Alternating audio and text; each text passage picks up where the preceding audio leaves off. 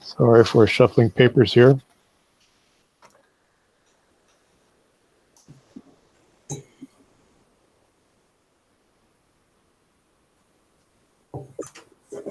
Adoption modification of the agenda 7-0. Are there any suggested adjustments or modifications of the agenda?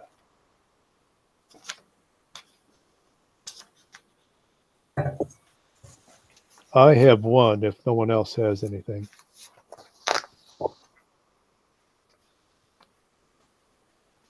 I would propose that we move item 8.2 to new business 1210. The 8.2 is a resolution on suspending policy for the COVID-19 emergency legislation. I have no problem with the proposed resolution.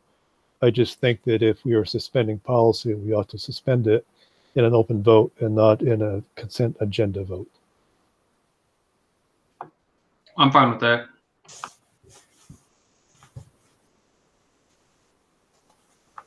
Okay. Sounds good to me. No other questions, issues? Then the chair would entertain a motion to approve the agenda with the modification of moving item 8.2 to 12.10. I make a motion that we approve the adoption modification of the agenda from 8.2 to 12.10. Second. It has been moved and seconded that we adopt the agenda with the modification of moving 8.2 consent item to 12.10, which would be new business. Any other further questions or comments? If not, please vote.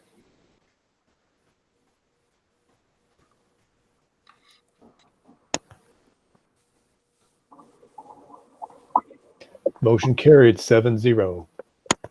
Next item, 7.2, approve executive session meeting minutes for April 15, 2020. Kitty, kitty.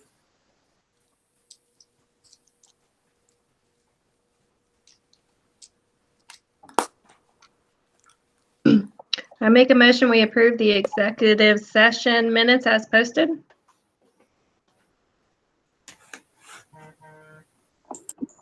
Second. It has been moved and seconded that we approve the executive session meeting minutes for April 15, 2020. If there are no further questions or comments, please vote.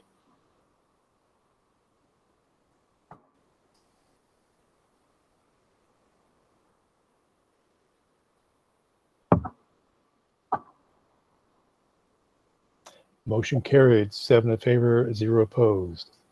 Next item on the agenda, item 7.3, approve regular session meeting minutes for April 15, 2020. I make a motion we approve the regular session minutes for April 15, 2020 as posted. Second. It has been moved and seconded that we approve the regular session meeting minutes for April 15, 2020. If there are no further questions or comments, please vote.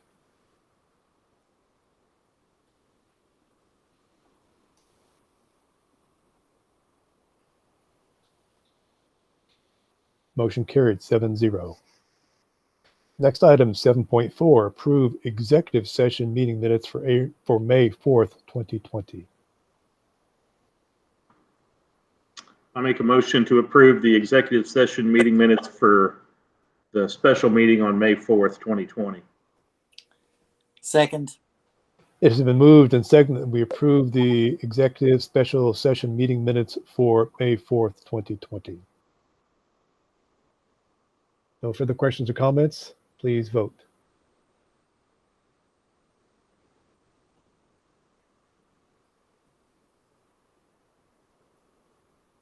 Motion carried 7-0. Item 7.5, approve budget workshop meeting minutes for May 4th, 2020.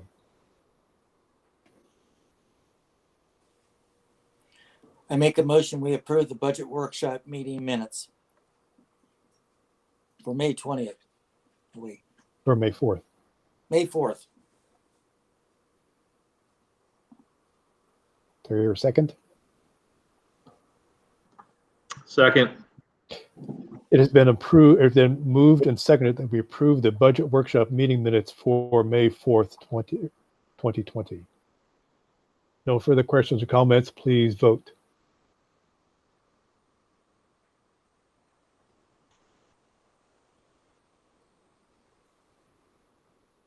Agenda item carried 7-0. Next on our agenda are the consent agenda items. 8.1 approved bills for payment.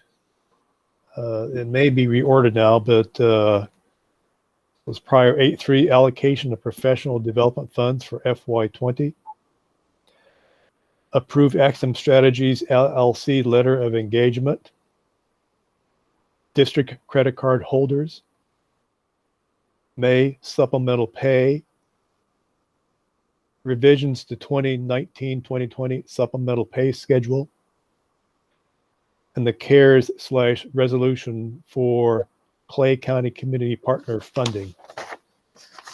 Those are the agenda, consent agenda items.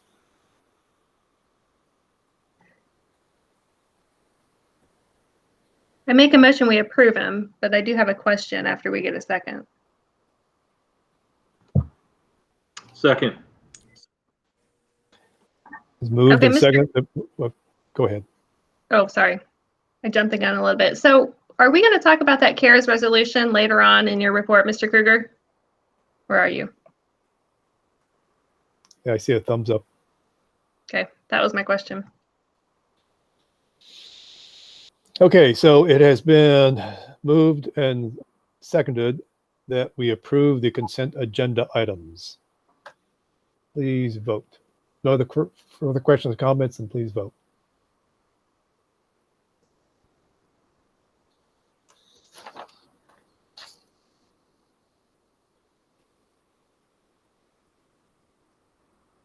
Motion carried 7-0.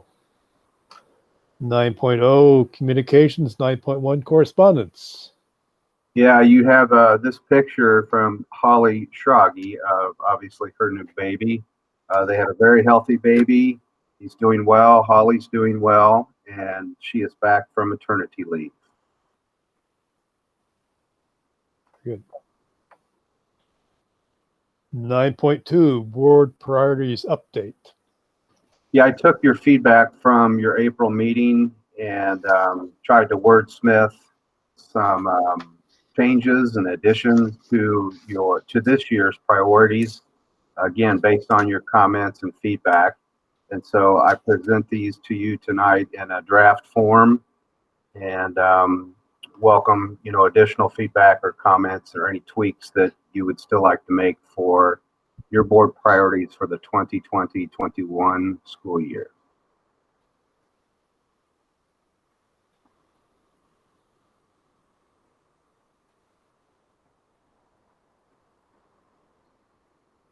Comments from our board members?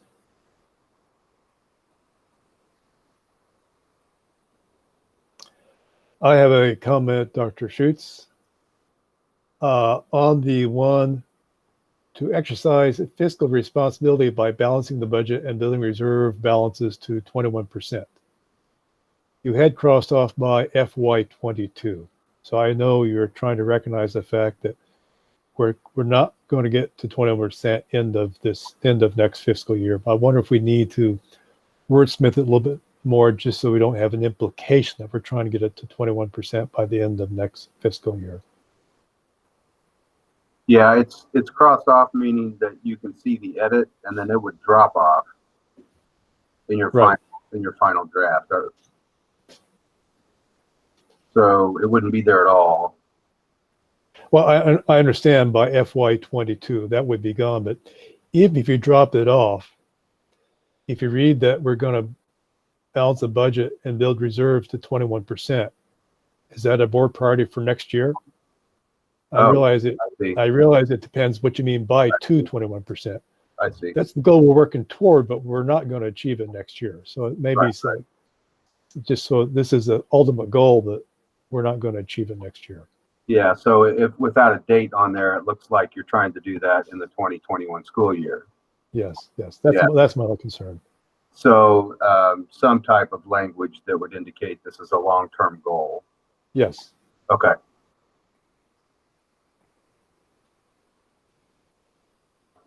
All right, will do.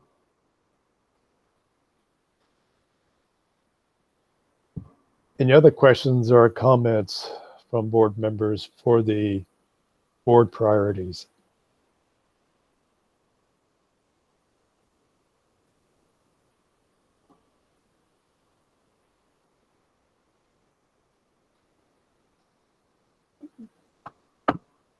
May I suggest that if there are no further questions or comments on it, that we perhaps have Dr. Schutz write them up and present them for our approval next board meeting?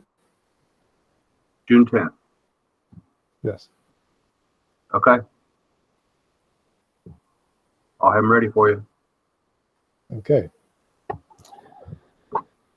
Next item, 9.3, Assistant Superintendent for Support Services. Mr. Kruger. Real quick, I've just got a few items that I want to go through with you and then answer any questions that you have.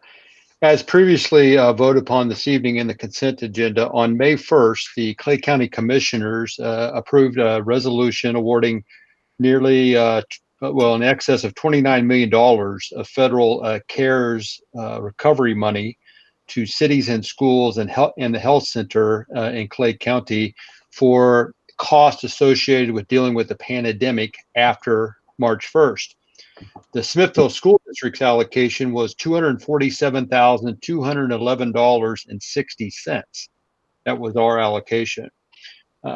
Because those funds must be applied towards the corona pandemic and costs associated as such, we are making plans to use 100% of these funds to enhance our virtual learning one-to-one technology program to ensure going forward that every single student in our school district, pre-K through 12, will have access to a one-to-one personal device.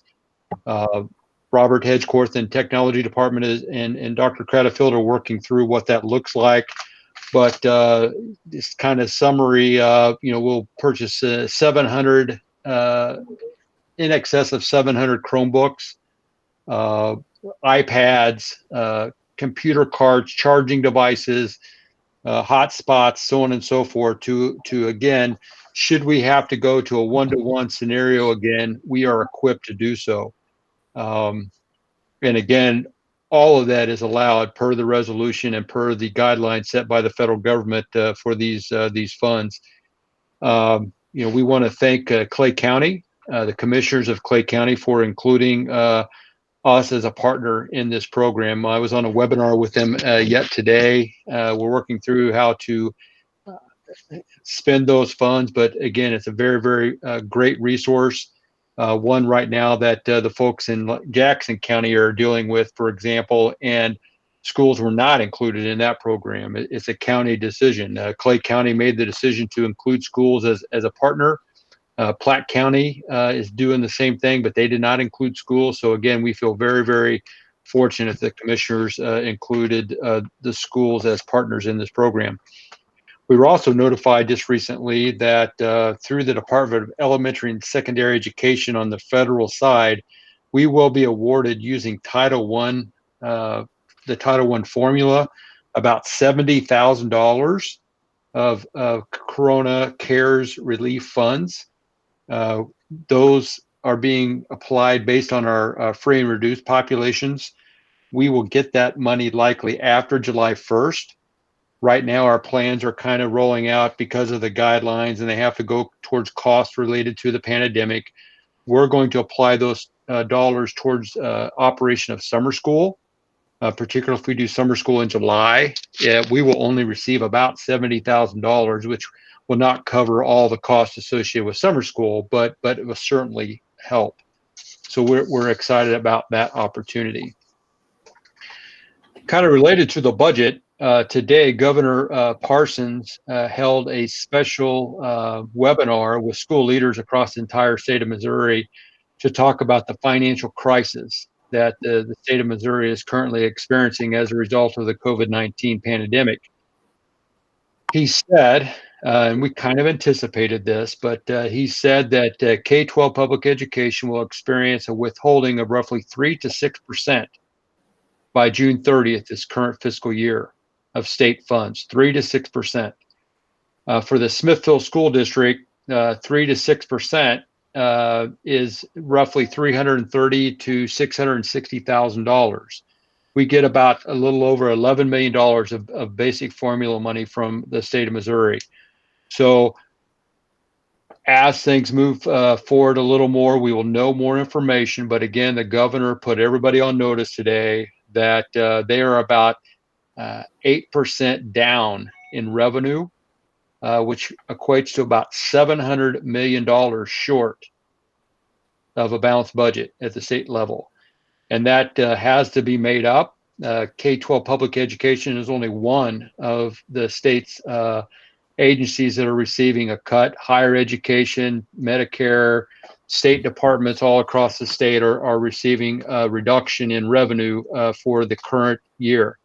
He also put us on notice that expect similar reductions in FY21, but did not elaborate nor did go in any detail regarding when that may occur. For both programs, though, for FY20 and FY21, if he said it once, he said it a half a dozen times. We still don't know what kind of federal assistance we may receive at the state level. If there is federal assistance, and depending on how that federal assistance is able to be applied, those reductions or those withholdings may be less. So I don't think they know at the state what they're going to receive from the federal government. A lot of the federal money that's been allocated has been for programs that have already been identified and not necessarily given up to the states. Don't have much discretion, in my opinion. The money that the county received had a lot of discretion, but that went right to the county level. It did not go to the state level for whatever reason. So you are going to have a revised budget on June 24th at a special meeting, and hopefully by June 24th we'll have more information to share with you regarding the revisions for FY20 and the projections for FY21. But again, I'm just letting everybody know that the governor did come out today and said that we will have some withholdings for the current fiscal year. As you recall, at the budget workshop, we were forecasting for FY20 roughly a $90,000 deficit, hoping that would get closer to zero. If these things happen, that deficit could be $300,000-400,000. Very, very, being very realistic. Not being a negative, the sky is falling kind of message here, but we continue to experience a high loss ratio with the self-insurance pool of Greater Kansas City. I included that information in your packet, but we are still running about 134% loss ratio. For this last month, for the month ending in April, we actually went negative in our reserve account, and our reserve account is $64,595 negative. So if the year ended today, we still have 2 more months, but if it ended today, we would have to write the pool a check for $65,000 just to be whole. Again, that is not in the budget as we speak. We have 2 more months. Right now, we're averaging about a $75,000 loss per month. So that potentially could be another $150,000 that we'll have to come up with in addition to the 65 that's already out there should our run continue in the format that it is. The board's decision to increase the premium about 11% for next year was a very prudent decision. And again, we're optimistic that with some stop loss premium reductions and the 11% premium increase, that will be sufficient to work us through FY21. Again, as we have said many times, we are self-insured and we pay for what we use. I mean, and right now we're using it a lot. It's no one's fault. That's what the insurance is there for. But we're using it, so we got to pay for it. And then finally, Mr. Kruger, yep. just to clarify, so we need to true up at the end of the fiscal year. We can't carry forward any loss. We need to zero it out at the end of this fiscal year. Correct. We have to zero it out. We have to zero it out. We are regulated by the Department of Insurance, the state of Missouri, and we've been fortunate. The Smithville School District is one of 4 members, and we've been fortunate that we've never had to do an end of year assessment, but some of our other partners have had to do that to make it whole at the end of the year. We will have to make it whole at the end of the year. Right now, for the month of April, because we were $65,000 down, in theory, our partners covered our cost currently. But we cannot ask them to cover our cost beyond June 30th, nor would we be able to cover their cost. So,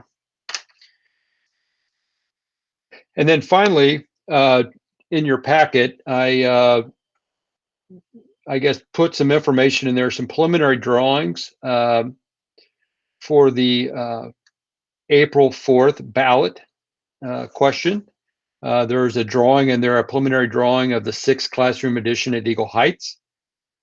Please note that 2 of those classrooms in that are basically being designed for early childhood learning, which could include kindergarten, preschool, early childhood, but 2 of them will be early childhood prepared. They could be 6th grade classrooms also, but they will be set up size-wise and facility-wise to handle early childhood should we expand that program. To not do so would not give us much option. So we went ahead and included that in that drawing. And then also is a drawing of the activity center that's being proposed. I want to commend Robert Hedgecorth and the folks that he worked with at DLR and the coaches to get input, and basically from where we started to what we are currently viewing, while it's not a final drawing, is a very functional and realistic facility that will serve the Smithville School District for several years. So it's exciting to see that on paper.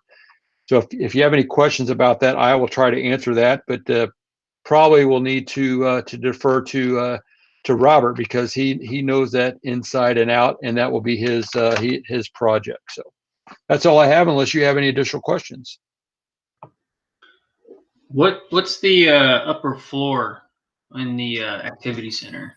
Yep. So the top floor of the activity center, Russell, if you could go to the very first page of that you're presenting. Thank you.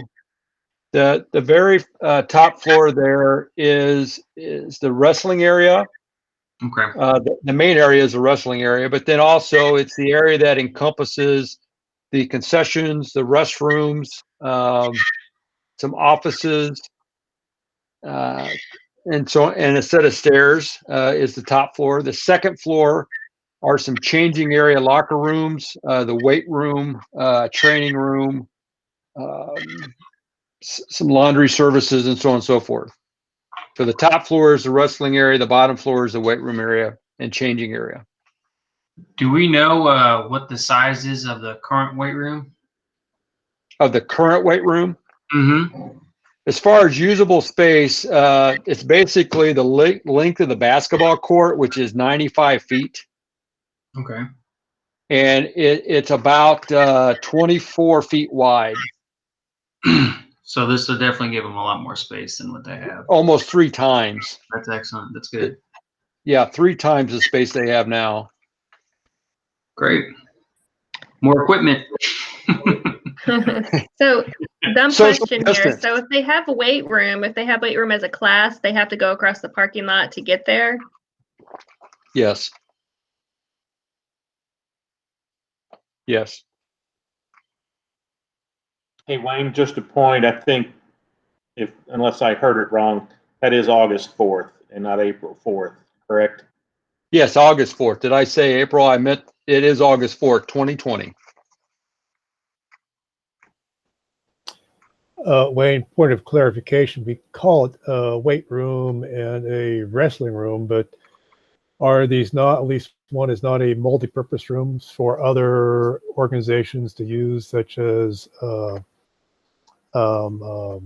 flags, dance, whatever? They will be. It's an activity center, and quite frankly, it's the first phase in the master building plan, which is going to also free up space in the current gymnasium of where those the wrestling room and the weight room are now, which leads to the second phase of your master building plan, which includes expanding the gymnasium and creating mezzanine areas for those kind of activities too. But yes, it is a multi-use facility. What about, I don't see any type of an elevator in there. What is going to be used for a handicap accessibility? The first floor, the wrestling area, the concessions, restrooms, et cetera, are all at grade coming off the parking lot and the walkway plaza around. And then there will be handicap accessibility down to the front side. There's one of the views that kind of, so that's all at grade on that side. And if you go down to the view on the weight room side, that will also be at grade and have rampage, that sidewalk ramps that will come down to allow access to that side too. There will not be an elevator. That looks pretty steep for an ADA grade though. Yeah, it's not coming down the side. It's actually going to come over more towards the current concession areas where it's going to have to originate. Okay. Which is going to tie into, in the second phase, it'll all tie in better with the ticket plaza and expansion of the gym bleachers and seating area down there also. I was rather surprised. I thought the building would be at grade level equal to the field and track, but here it shows a number of steps from the bottom of lower floor of the activity center to get to field level on the football stadium. Is that really design, or is simply this is just an architectural drawing? And yeah, so we've not done, this has basically been taken off of Google Earth, and we've not done civil drawings yet to know the contours and how much dirt we have to move and don't move, and the geo conditions there with maybe rock and so on and so forth. So all that will be taken into account. I'm quite frankly, to be honest, on that end of the track on the north end, not very far down is bedrock, all the way across there. And we'll need to be cognizant of that. So the higher we can keep it up, probably the less it's going to cost as far as blowing out all that rock on that end.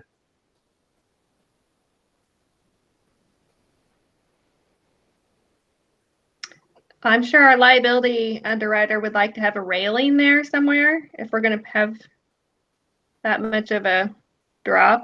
Sounds like we're going to have some sort of a drop. Yeah, there'll be some, but it'll be ramped. We won't have trees there. Again, this is an architectural drawing. So, there's not going to be trees there on that end. We're going to reincorporate, it's not shown, but we're going to reincorporate the Warrior Court back into the design with the flag and the memorial for the service men and women that were graduates. So again, this is just for illustration purposes. It'll change.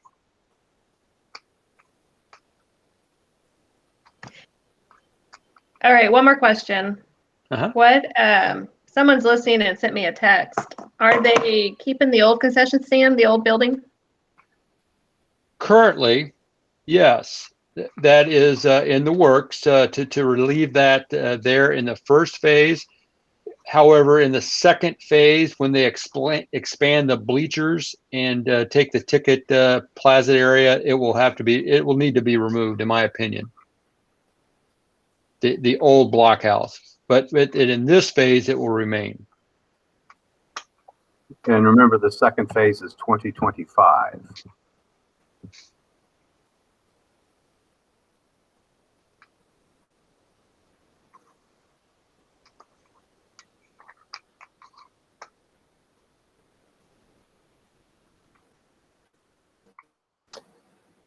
Any other questions or comments?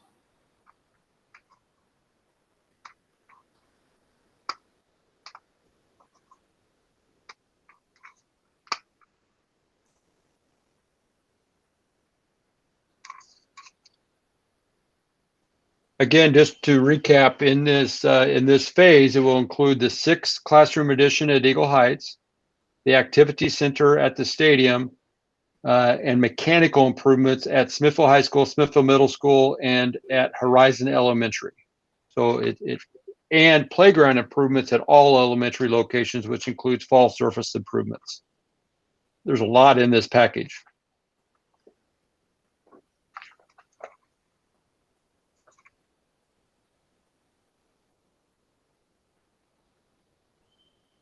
Wayne, that included ADA accessible playground equipment as well, correct? There will be some equipment, but it'll be more about the fall area and the surfacing. It'll depend on funds about the amount of equipment we can replace. Okay. That roof looks like it'd be pretty good panels.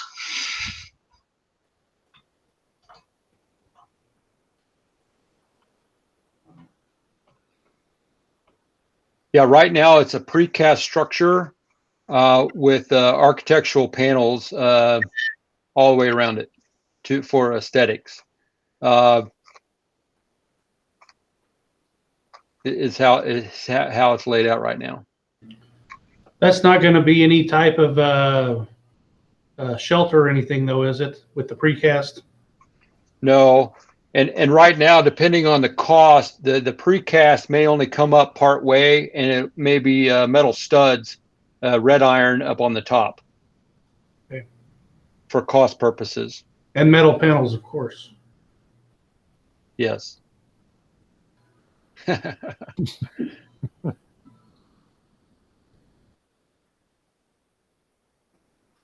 Anything else for Mr. Kruger? Russell, if I could mention the extension to Eagle Heights, those 2 classrooms that he referenced. If we're going to be able to expand our early childhood program, we've got to grab a hold of some of this square footage to be able to accomplish that, knowing that it would not be a long-term solution. Eagle Heights will eventually need all of those 6 classrooms, but we need to move forward with our early childhood programming. It has looked the same this entire time I have been in the Smithville School District. We've not provided any type of evolution of the program. So thus the commentary on those rooms getting early childhood ready.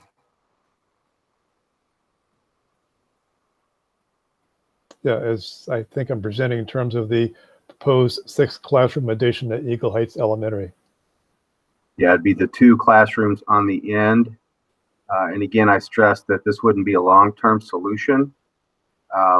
You know, the goal down the road, it's always been a vision in the district, sometimes in writing, sometimes just general knowledge, that we eventually have all early childhood programs, including parents as teachers, under the same roof. But before we get there, we can't just not move the program forward.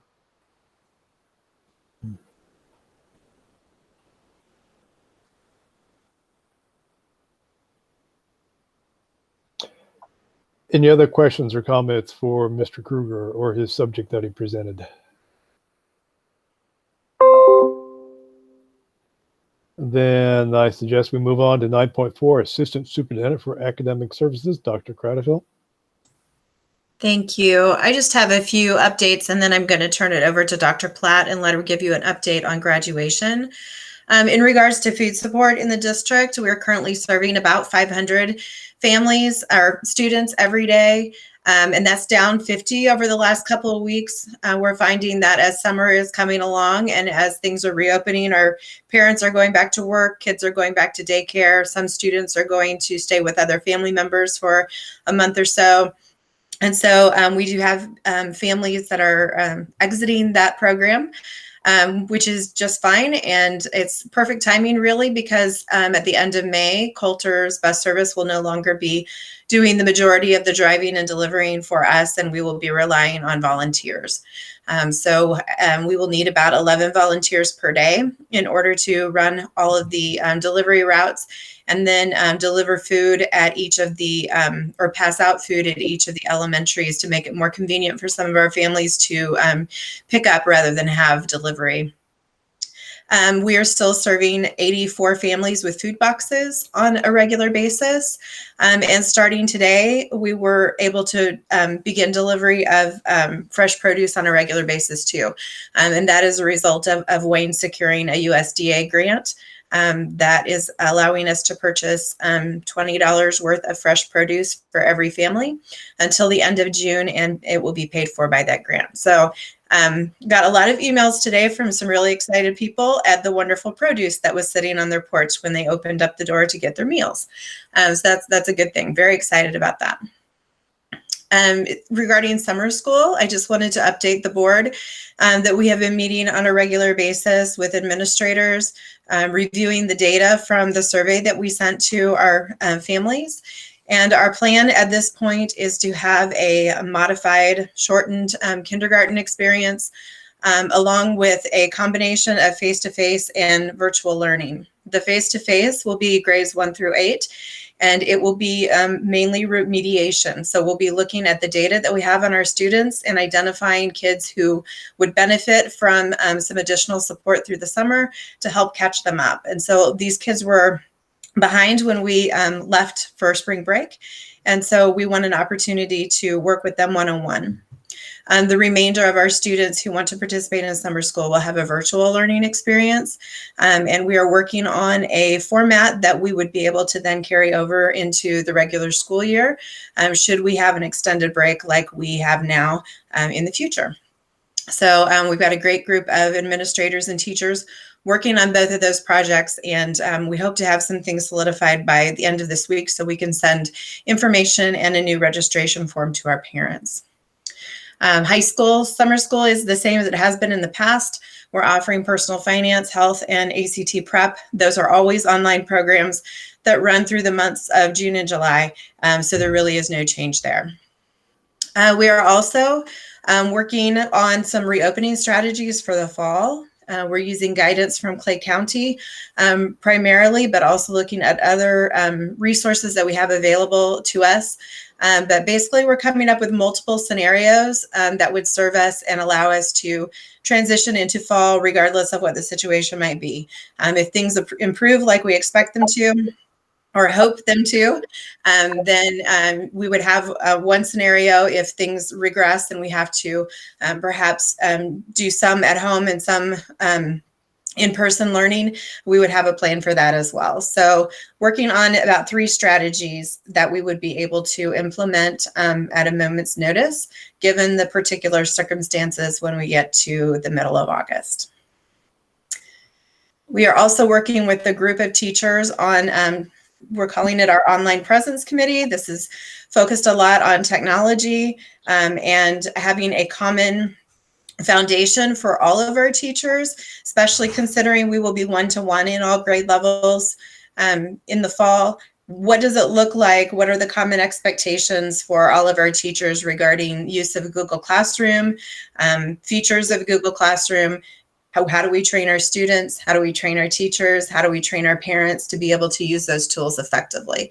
So all of this is in anticipation that we may have similar circumstances that we are dealing with in the future, whether it's from this virus or another, and allow us to be proactive rather than reactive, and really continue our learning, continue moving kids forward in the curriculum, and doing our best to effectively and comfortably accomplish that. Any questions about any of those items?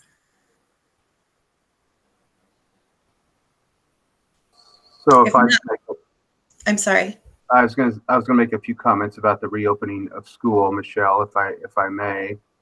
The whole COVID-19 crisis that we're all dealing with, people are becoming more and more frustrated with the situation, and it's a very polarizing situation, as I know you've noticed as well as I have.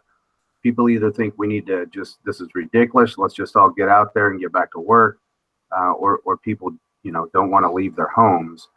And so when we get questions, they're getting a little more pointed, what are we going to do in the fall?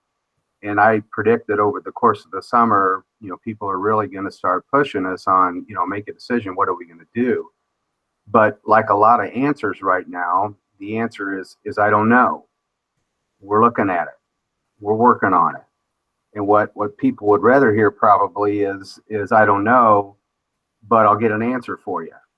Well, we're not even able to get an answer right now. So we're planning various scenarios, and we're in a lot of collaborative groups to rely on some collective wisdom on how we're going to approach this in the fall. But we don't know. We just simply don't know. We don't have the information now, so we have to plan for lots of different things.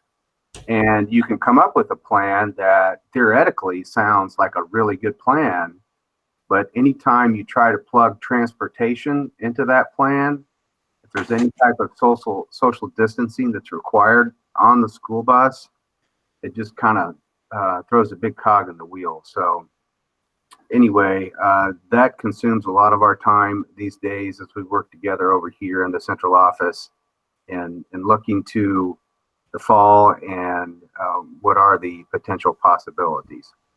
On a very strange side of me, a very odd part of Todd finds it fun and exciting, and it's a challenge, and we're going to do the best we can do, and by golly, we're still going to serve kids at a high level.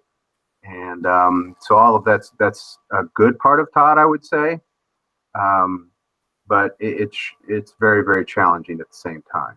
So we are preparing a survey to send out to families to get feedback on fourth quarter and how things went for them, but also to get some feedback on their intentions for the fall and what they're thinking is concerning their own children, which will help inform all of our decision making. So the more information that we have from as many sources as possible, the better we're going to be prepared.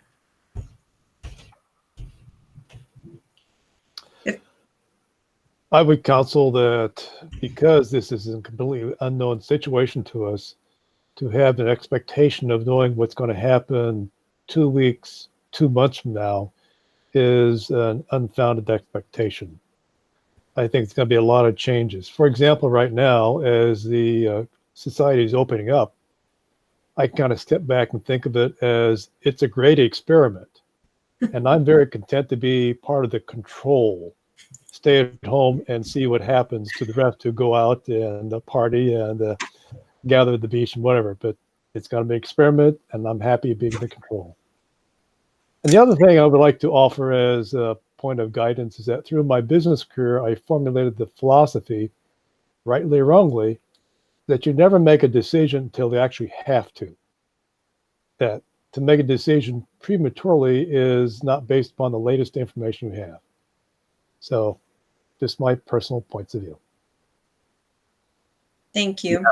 Yeah. And the information we have, in the morning of any given day may be totally different that afternoon, to your point.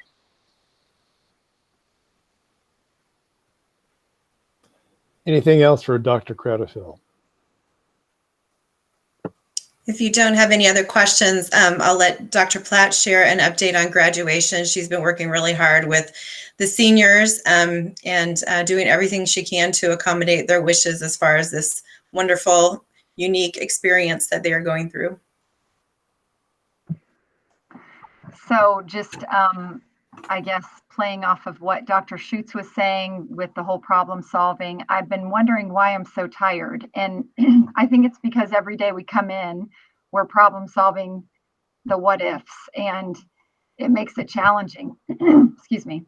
But with graduation, I think the one thing that we've come to is that everybody just needs to know we're going to stick with the July 18th date, and we're going to get this information out tomorrow.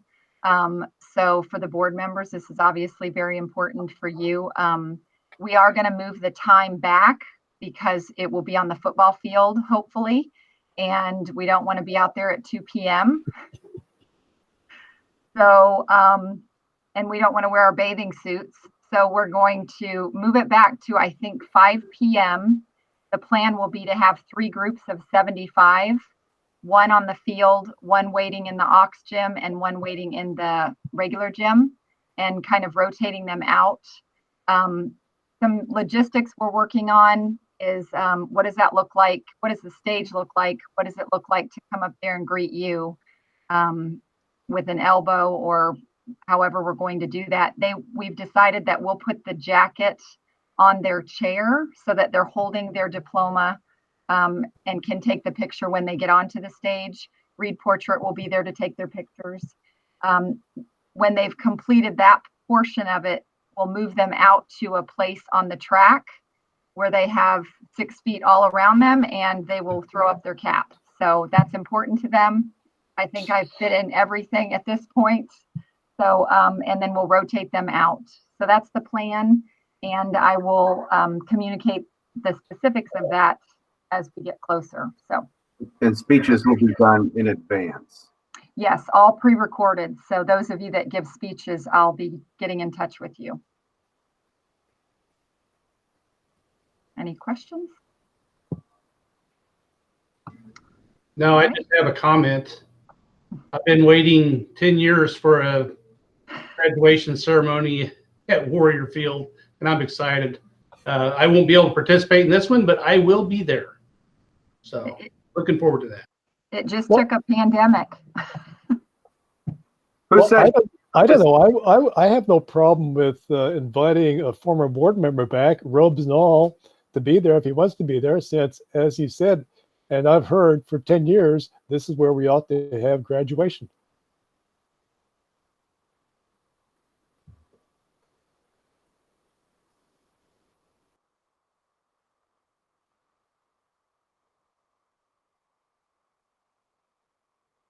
We'll put up an extra chair for you, Greg. Well, I will be there. Any other questions or comments for Dr. Platt?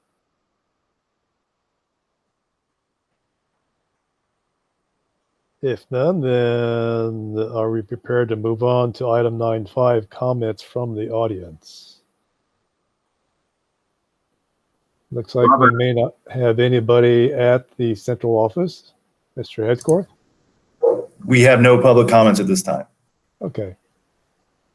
But it does appear that the public is watching, because we've had a text in from the public to one of our board members. Is that right, Sarah? A new dimension. Then let us move on then to 10.1, program evaluation, professional development program. Yes, you have the Go ahead, Dr. Schutz. development there from Dr. Cradafil, and she can answer questions that you may have.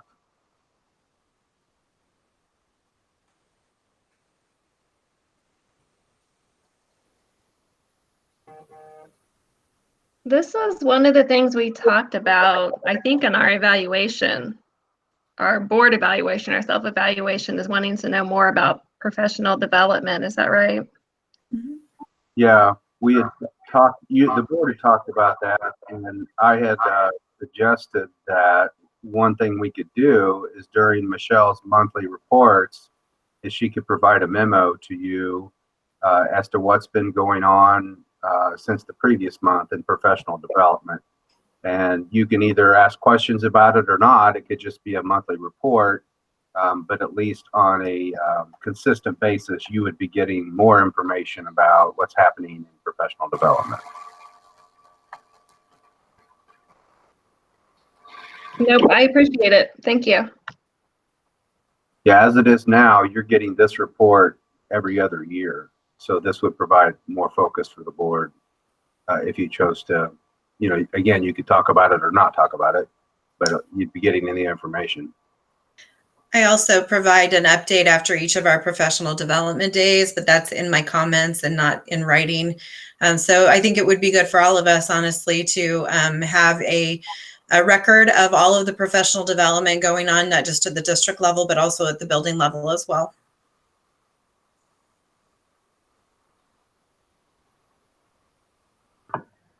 In the concerns part, the training new teachers is challenging. How is it challenging? So as we implement initiatives, so for example, last year with our MMD consultants, we did, I'm sorry, the year before this one, with our MMD consultants, we trained our teachers on common formative assessments and also on collaborative teams. And so the teachers who joined us this past year missed that professional development, but it's still really important. So when you've already completed a professional development activity that is pretty intensive, we spent multiple days on those topics. How do you catch up a group of new people? They need to know it as well. What is the most effective way? And so this year, what I chose to do was to highlight some of the major components for our new staff through Google Classroom, which is what many of our teachers are using or have been using the past few weeks with their students. It was more work for them. It's not necessarily the most efficient or most effective way. I did ask in a survey if they had suggestions about how it could be done better, but that's just, you know, one of the things that we're always dealing with. If we've already completed something, training for our staff, and we have a new group of people and we need them to know that too. There's just not enough time in our new teacher program. There's not enough time in new teacher orientation to do all of those things effectively. So just something we always have to keep in mind and strive to do as efficiently and as effectively as possible. Thank you. I guess also the supplemental funding and grants, are we applying to those and just not getting them, or it's just seeking them out? There's not a whole lot that are available. So our MMD grant, for example, this year we will get about $35,000 before the end of June, based upon the work that we've done with our Missouri Model District grant. But those opportunities are few and far between. One of the things we also struggle with is sometimes those grants are based upon the percentage of free and reduced population, and ours is fairly low. So sometimes that disqualifies us automatically. But we continue when we learn about opportunities that fit with what our goals and initiatives are. We will do what we can to take advantage of them.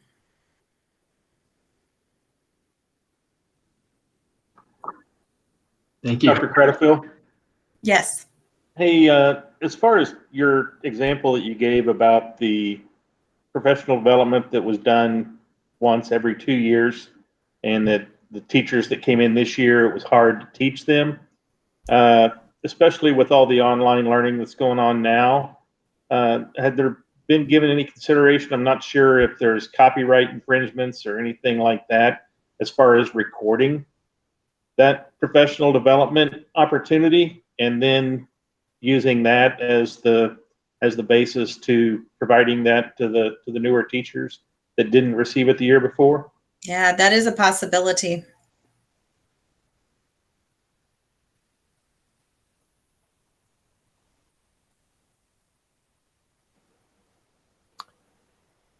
Any other questions or comments for Dr. Credifield?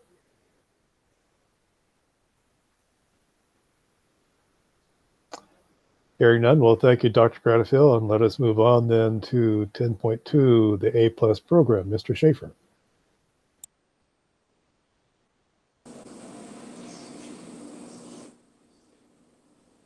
Hello there. I think you guys have the program and data evaluation form there in front of you. If you guys have any questions about that. We had over 110 kids that actually seniors this year that have signed up for A+. I would say out of that, I think probably we'll have 35 to 40 that actually use it. A lot of our students actually like to have that in their back pocket just in case their first choice or their first school doesn't work out. So that's something we always try to push our kids to do.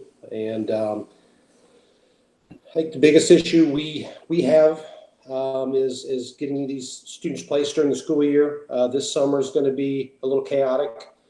Sent out an email a few days ago just letting people know that we're still in the process of seeing what summer school looks like as far as the face-to-face part of summer school that's going to start in July.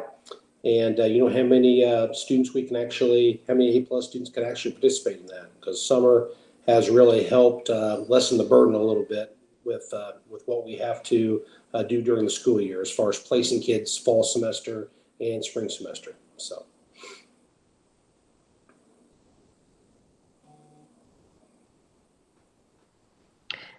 You're referring to the tutoring hours that they have to get done?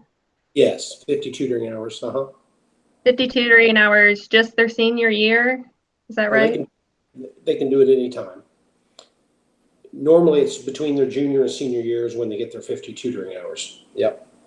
All right. And if they don't use this money, if they don't go to a 2-year school, they have what happens with them? Basically, when you graduate, you have 4 years to use 2 years. So, when I stamp their transcripts, I put their graduation date on there, and they have 4 years to use the scholarship. So, if they don't use it, it just goes to someone else.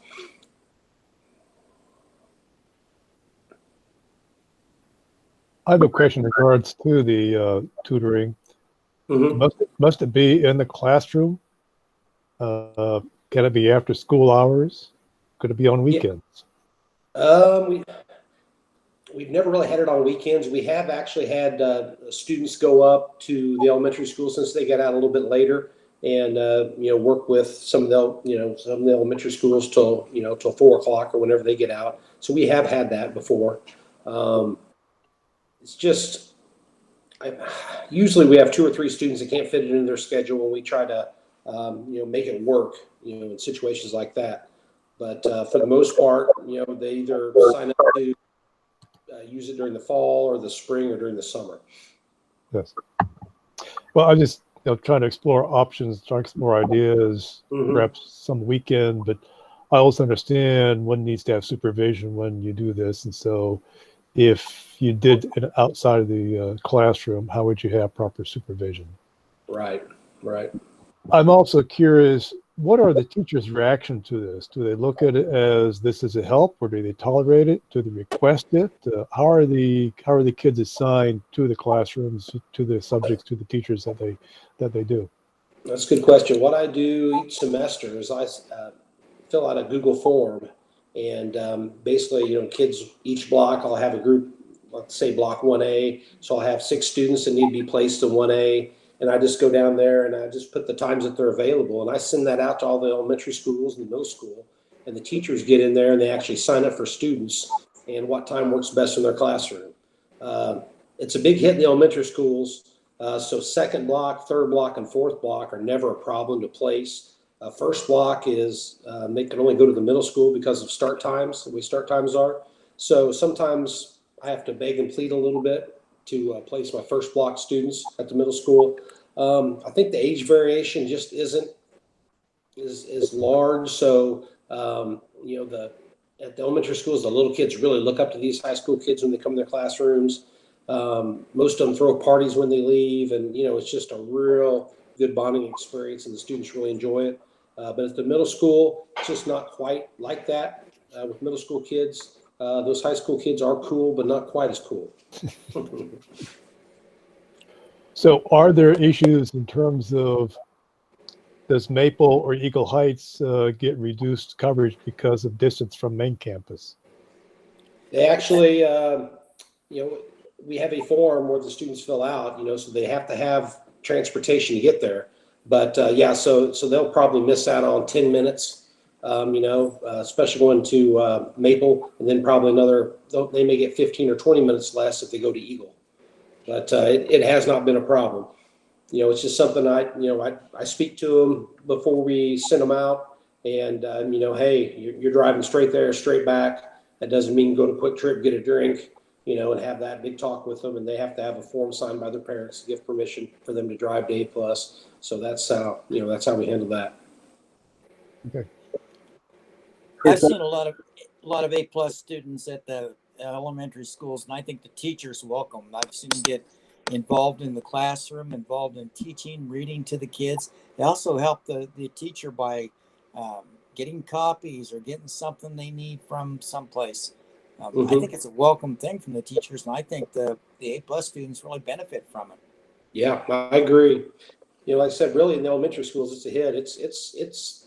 I mean, they rush to sign up for kids, at the elementary levels, but just the middle school, it just isn't quite as popular. But it's, I know the kids enjoy it, and like I said, the students, especially in the elementaries, they make cards for them, and it's a big deal when they leave. It's kind of an emotional day, and when it's their last day, when they're with those little kids for a semester. I also think too that it's an opportunity for the A+ students to maybe figure out whether they want to go into teaching or not. I've seen some that said absolutely not, and some that said, yeah, I want to get into elementary teaching. Right, definitely true. It's advantageous for all kids to qualify for A+, even if they don't plan on going to a community college. It's not just the community college settings that they get the benefit, and it may not always be A+ dollars that are being utilized. For example, most, if not all, four-year institutions offer their own reduction in tuition or scholarship for kids that have qualified for A+. The criteria is for doing things that we want kids to do anyway. The attendance, the grades, volunteering. These are all good things for kids to be doing. So it started in 1993 in the state of Missouri. As you know, Smithville jumped on 5 years later in 1998. And now it's a very, very broadly utilized program across the state. There have not been many threats to the program in those 25 plus years, however many years it's been. There have been some tweaks. There was an Algebra 1 requirement that came in there recently. Every now and again, you hear some talk about funding. Will it be there? But it's pretty darn popular, and knock on wood, thus far, the money's been pretty well protected. True. I just got to say kudos to Smithville for getting started on it early. I don't think Kearney implemented theirs until 2011. Kearney still doesn't have it. Oh, they don't? Yeah, I'm just kidding. I'm just kidding. I'm pretty sure they did it the year I graduated. I was upset. Well, maybe Dr. Schutz's Kearney doesn't have it was more of a general statement. Right. No, we all know that to the east and to the west are fantastic school districts as well. We collaborate with them frequently.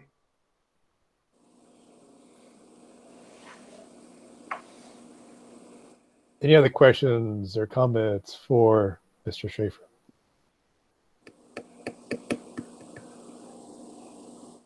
If not, thank you very much, Mr. Schaefer. Let us now move on to 11.1, General Financial Review. Yes, you have the review in your packet, and we can answer any questions you may have.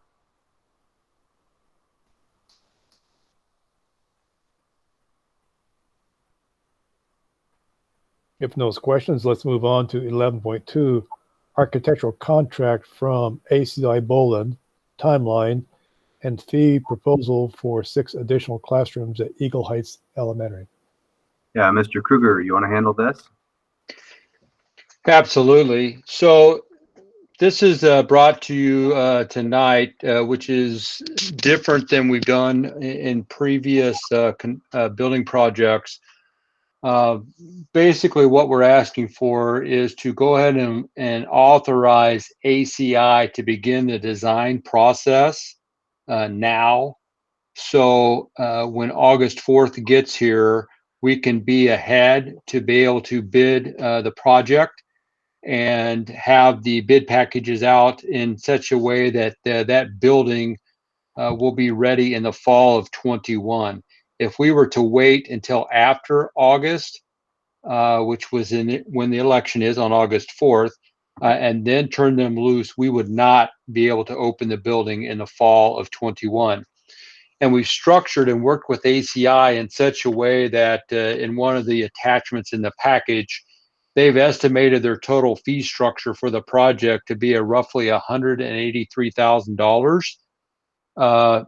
But what they're being authorized to do is actually only create those bid packages that are necessary to get ahead of the game. And we estimate that total cost to be about $50,000, which would be authorizing the civil work, the geotechnical report, the civil engineering, the structural and architectural design. The other components of the project would remain still undone and until the election. All of this work, and we have no reason to believe that the issue will not be successful, but if the issue is not successful, this work would still be relevant and be able to be used in the future. There is no question that those 6 classrooms are needed. We have full faith that that will be approved in August, but in the event that it's not, this work is not just down the drain, so to speak. So that is what the recommendation is.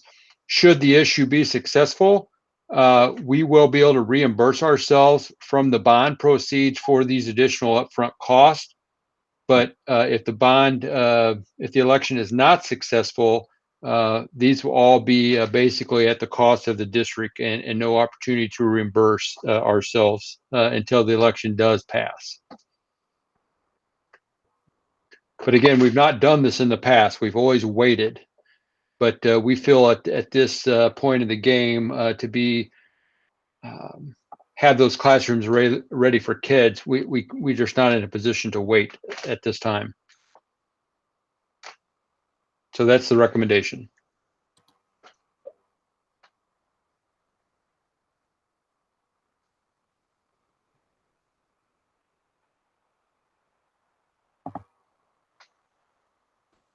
Questions or comments?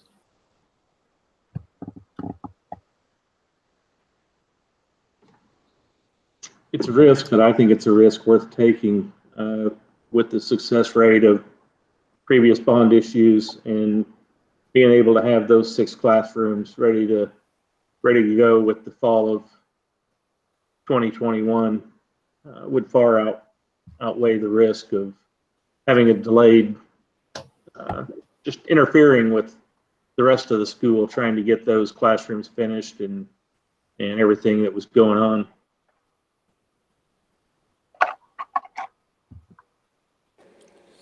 I agree. It's a risk. It makes me feel funny, but I think that we do need to get a jump on it.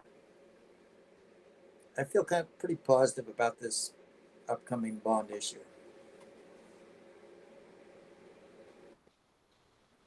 But it appears to be like 0.2% or less risk in terms of expenditures. So yes, it's not much in the overall scheme of things. And 50,000 relative to what sort of cost we might incur if we were delayed in construction and needed another trailer or something like that. What's the cost of another trailer? If we lease the trailer, the leased cost is about $20,000 a year.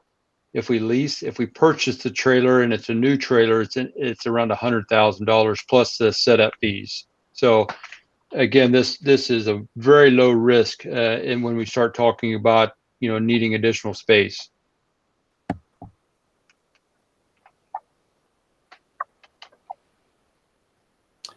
If there are no further questions or comments, the chair would entertain a motion to approve the architectural contract from ASI Bolan. So moved. Second. It has been moved and seconded that we approve the architectural contract with ASI Bolan, the timeline, and the fee proposal for 6 additional classrooms at Eagle Heights Elementary. Any further questions or comments? If not, please vote.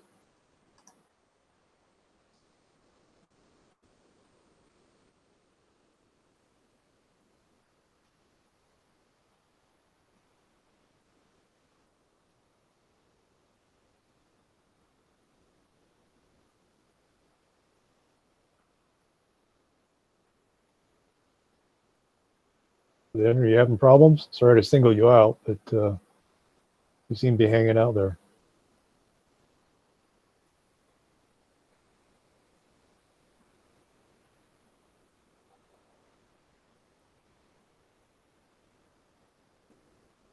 Oh, there we go.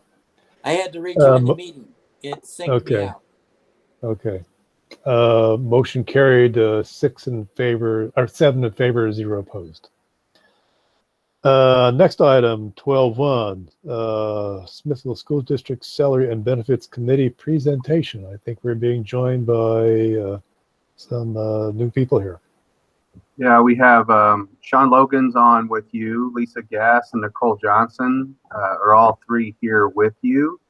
And we weren't going to let these interesting circumstances keep us from our staff providing their annual presentation to the board. So I will you have their presentation in your packet, but obviously they have some information they'd like to go through with you tonight. So I'll turn it over to you guys. Thank you all for letting us join you today. Again, I know most of you, but I'm Sean Logan, and I'll be doing the majority of the presentation, but we have someone from the committee who's representing each of the levels. And so Lisa Guess is here from the middle school level and Nicole Johnson for the elementary. So there may be a couple times when you either have questions or we'll come to something in the presentation, and I may refer to them to speak to that because it's more in line with their day-to-day experience. So I need to present my screen to you all, and then we should be able to start this.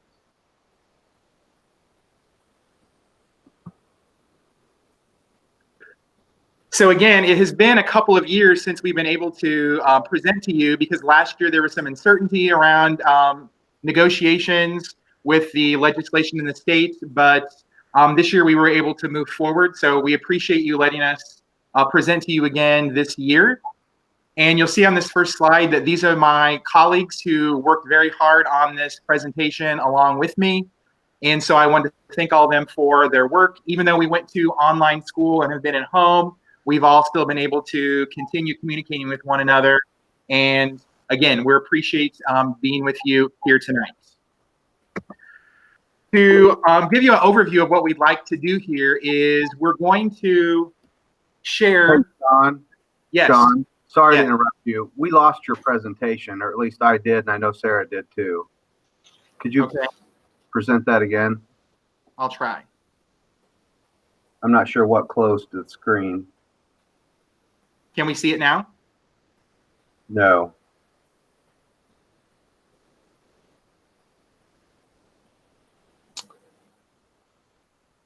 I think my end, it ended for some reason. I think I clicked the stop sharing button on accident. I think, are we good now again? Yep, you're up again. Okay, thank you. So we'd like to review with you where we are currently with salary and benefits. We did a survey of the certified staff, which is who our committee represents. And we would like to share the results of that survey with you. And I know you've seen the results of some of the things from what we've already shared in your packet, but we have more context to put those results in. And then we do have a proposal of some items for you to consider for the upcoming school year 2020-2021. So currently, these are some highlights of our benefits.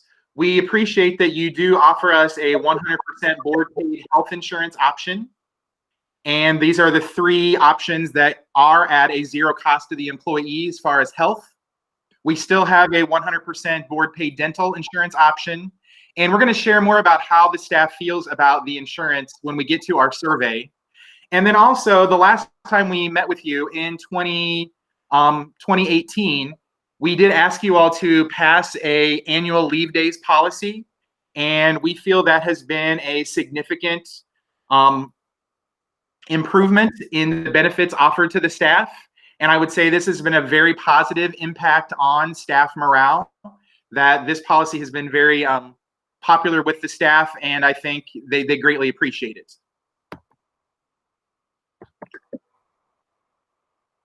Getting to the salary, what we have in front of you here are the trends with our salary. We're looking at the column A1 in our salary schedule, which is the teacher starting salary. And then our base salary is actually at E10, which is master's plus 10 years. And this is going to look a little different than what Mr. Kruger showed you at the budget workshop, because the committee's philosophy has really been to look at salary trends and increases only in terms of how much has actually been added to the salary schedule. So when you look at these percentages of increase here, this is the percent of increase based on how much has been added to the base salary. And so we can see that we had a significant increase in 2017-18 with that 2.7%. Then we had a flat year, nothing was added. And then we had a 0.76% increase last year to the base. And one of the main reasons we look at the salary this way is when we compare ourselves to our surrounding schools, the only way we're going to increase and try to make gains with those other schools' salaries is by adding money to the salary schedule. And something else I want you to keep in mind is a good number of our staff, their income is also supplemented with extra duty pay. And unless we add money to the actual salary schedule, then those extra duty pays are going to remain flat regardless. So we like to try to break this down into like very understandable numbers. So over this 9-year trend, the average increase per year, meaning the average amount added to the salary schedule, is about 1.37%. So if we take that percentage on where our current base salary is, we're saying that on average, that equates to about $550 pre-tax dollars. And if we take out roughly 30% for taxes and retirement, and then divide that amount by 12, we're seeing that over these 9 years on a monthly paycheck, again, as far as just adding money to the salary schedule, that translates to, on average, roughly $32 a month. So we want to look at how does our salary currently compare with surrounding districts. So I want us to keep in mind that we as a district have adopted some pretty aggressive goals with regards to our salary. And so on the prior strategic plan, we said we wanted our salary schedule to be in the top 10 in the greater Kansas City area. And then providing competitive compensation continues to be part of the district CSIP plan. So if we look at where we are currently, we can see that if we look at our starting salary, our base salary, which is that master's plus 10 years, and we look at the basically max end of our salary schedule, when we compare ourselves to 22 surrounding districts, and the districts we're comparing ourselves to, these are the ones that we, from our source data is from Missouri NEA. And so there are 22 districts that they are comparing to from our area, including St. Joe as well. And so our starting salary is rather competitive, that it is 12th of those 22. But we can see, and this is nothing new, that when we do go then to our master teachers that are at that master's plus 10 years of experience, then that ranking drops significantly, and it is 18 out of 22. Then there's a little bit of a rebound there with the max end of our schedule is coming in at 15. So if we keep in mind that our goal is to try to be at this top 10 in the metro, we still have a ways to go, particularly when we look at that middle of our salary schedule that reflects how we're paying our master teachers. If we focus just on our 6 Northland schools, which we have listed there, then we can see that the ranking for this year is 4th for our teacher starting salary, and then we are 5th of those 6 when it comes to then the master's plus 10 and then the max end of our salary schedule. So again, besides just looking at the ranking, I think it's helpful to actually translate that into actual dollars. And so if we look at our base salary, which is the master's plus 10, then you can see that we are 5th, so we are slightly ahead of Platte County, but there is still this significant gap between us and then the next school above, which is Kearney. There's over a $2,000 difference there. And so when we don't add anything to the salary schedule, we don't make up any of that difference there. That's going to remain the same. So that's just a review of where we are currently. And so now we want to turn our attention to, you know, where do we want to go? What is our staff thinking? So we'd like to share the results of our certified staff salary survey with you. And so we had 137 certified staff members respond to the survey. And so the first thing we asked them to do was, given these 4 options, we asked them to prioritize those with respect to one another. And so you can see that with these 4 key components, that the top priority for the staff was to roll the salary schedule, both vertically for years of experience, and then horizontally came in 3rd, rolling it that way. So number 1 was moving vertically based on years of experience. Number 2 was maintaining a similar quality of our medical benefits. 3 was moving horizontally on the salary schedule. And then finally, adding $500 to the base salary was the last of those 4 items when ranking them with respect to one another. So you'll see that in our proposal, we're really going to be focusing in on numbers 1, 2, and 3. Now, with respect to the medical benefits, we asked the employees on a scale from 1 to 5, with 5 being very satisfied, how they felt about the current medical benefits that were offered. And so we can see from these results that we have over half of the staff that scored 3 or higher on this question. And so I don't think we're showing a significant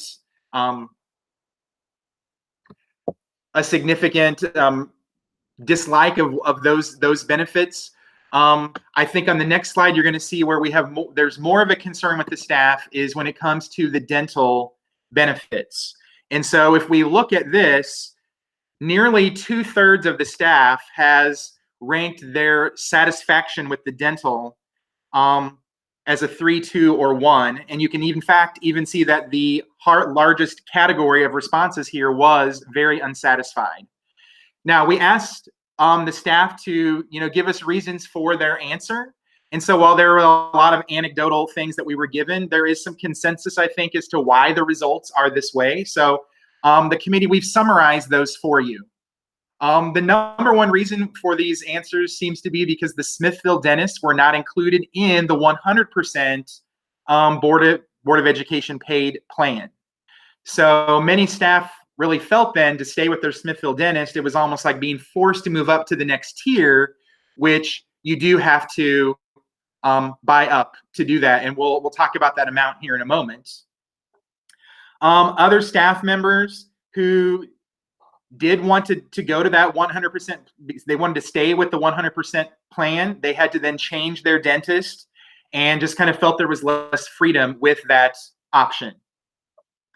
There were several dentists, whenever teachers had asked their dentists about that the dentists themselves said that if they had accepted the plan, it would not have been something that was profitable for them because the reimbursement would not have been as great as it was previously. So it's basically the fact that the Smithville dentists are not part of that 100% paid option, which is where the heart of the concern is, and I think why we're seeing these results. So with the changes, and again, it was 2 years ago when we met with you last, that these are the changes that have really happened between 2 years ago and now with insurance, and what I think are really impacting the staff members. And in 2018-19, the base insurance plan was now what we currently have as Plan 4, which does require a buy-up of $60 per month. So that's roughly $700 for the year. So to keep what we had before that was totally paid by the board, now to keep that same benefit was $60 per month as a cost to the staff member. For the dental, The base dental plan back in 2018-19 is now currently what the Plan 2 option is for the staff members, and we have to pay up a $27.42 per month, which translates to $329 per year to maintain that same benefit we had 2 years ago. So to retain the benefits at the same level that we had 2 years ago, if you actually bought up with both of these options, that would be an out-of-pocket cost to the staff member annually of $1,029. And so if we compare that in that same time frame of 2 years, we've added $360 to the salary schedule. And the way our salary schedule is, some people did not even receive that $360. It was a little less. Then in theory, that staff members could be going into the hole on a year-to-year basis instead of making an actual gain in their pocketbook. So this insurance increase could totally swallow up any increases that are happening with respect to salary gains. And we need to keep in mind that anything a staff member would be paying, if they're paying also for their family members to be on this insurance, then this $1,000 would be even more for them. Now, the next question we ask the staff is in relation to something you all have already been acting on, which is the necessity for employing recess and lunchroom aides at the elementary schools. And so you can see that the staff overwhelmingly felt that that was something that was important. And it's at this point, I'm going to let Nicole Johnson, who is a teacher at Horizon Elementary, she's going to speak to you about why this was so important to the staff, particularly the elementary teachers. So Nicole, if you could speak to that, go ahead. Sure. Hi, I just want to introduce myself. I'm Nicole Johnson. I teach second grade at Horizon. And I wanted to take this time to thank the board for everything they've done for us, especially during this unprecedented time. And thank you for the additional support that you voted on for the recess and lunchroom aides at the elementary level. At the elementary level, we have to prep to teach reading, writing, math, science, social studies, pathway small group, math remediation, as well as social emotional learning. So that is over 7 preps for 50 minutes that we had last year. So adding that additional time with our lunch and recess aides is extremely crucial to prep for our students, on top of having parent communication that we have during our plan time, as well as student needs during our plan time. So we really are thankful for you voting to supply us lunchroom and recess aides.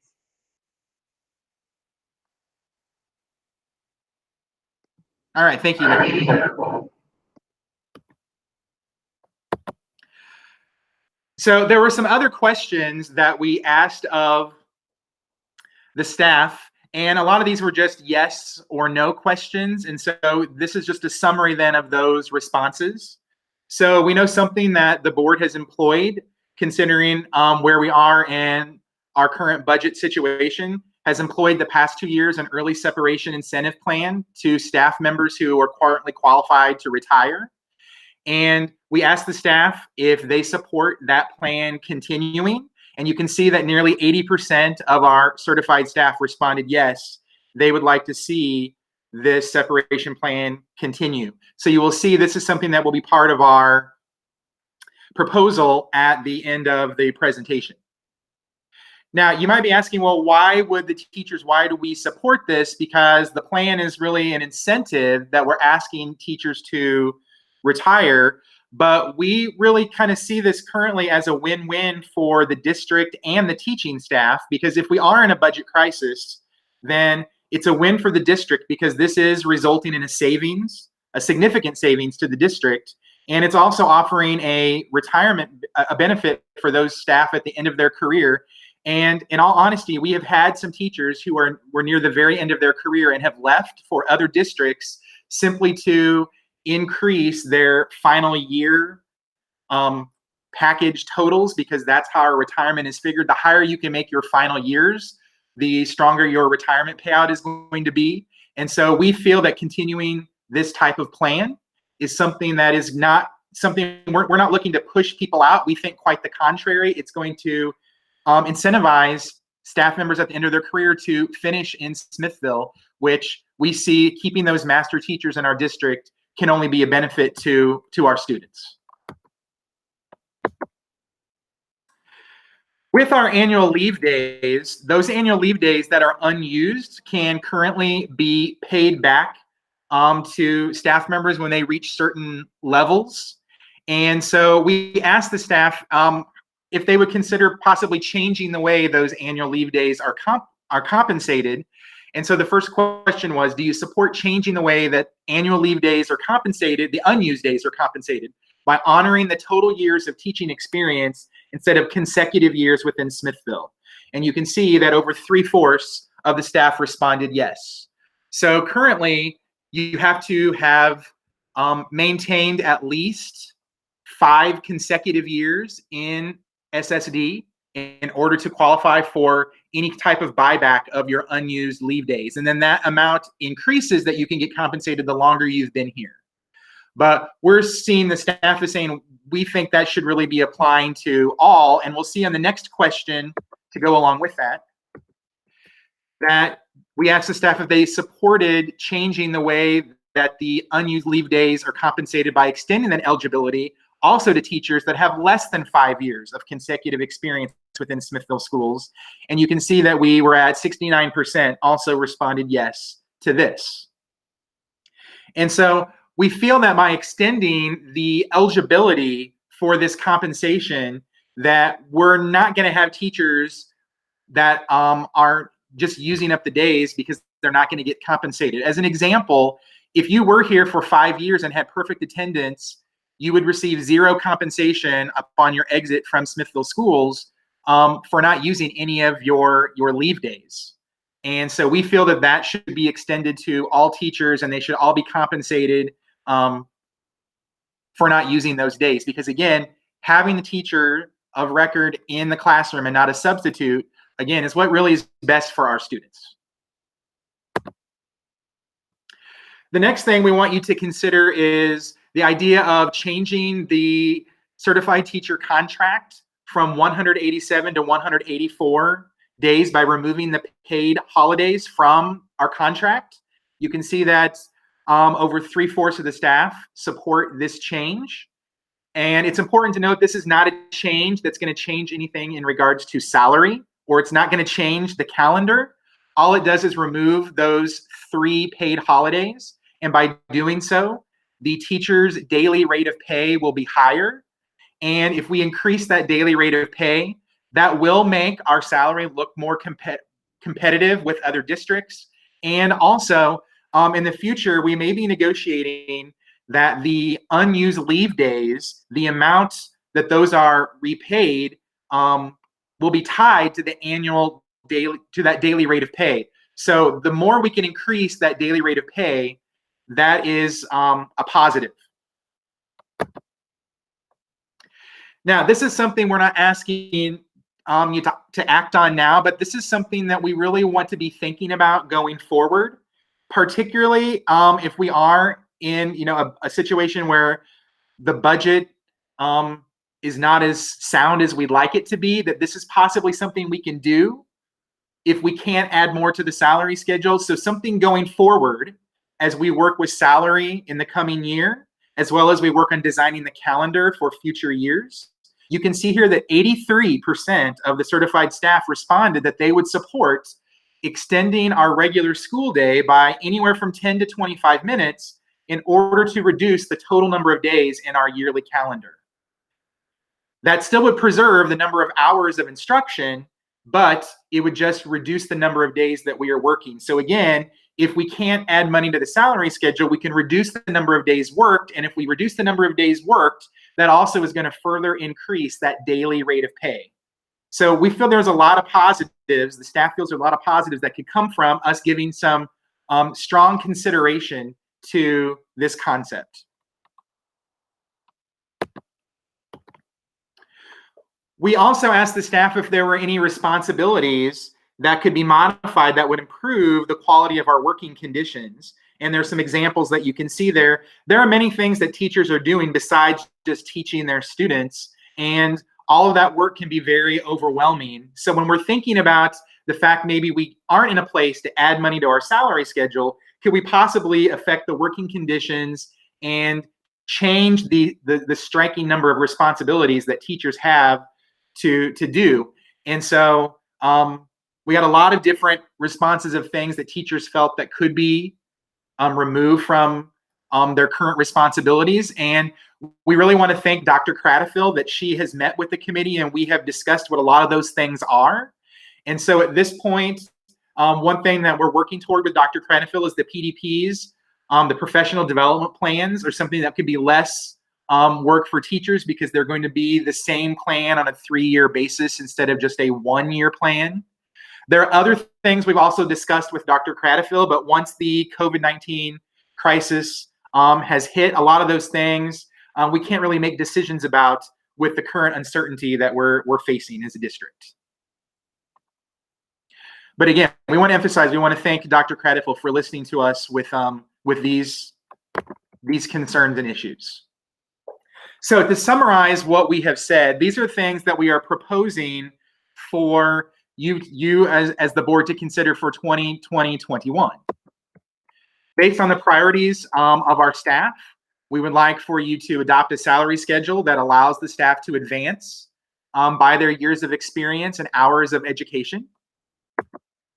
We want to maintain a 100% board paid health and dental insurance option, and you all have already acted on that, and those options are still in place.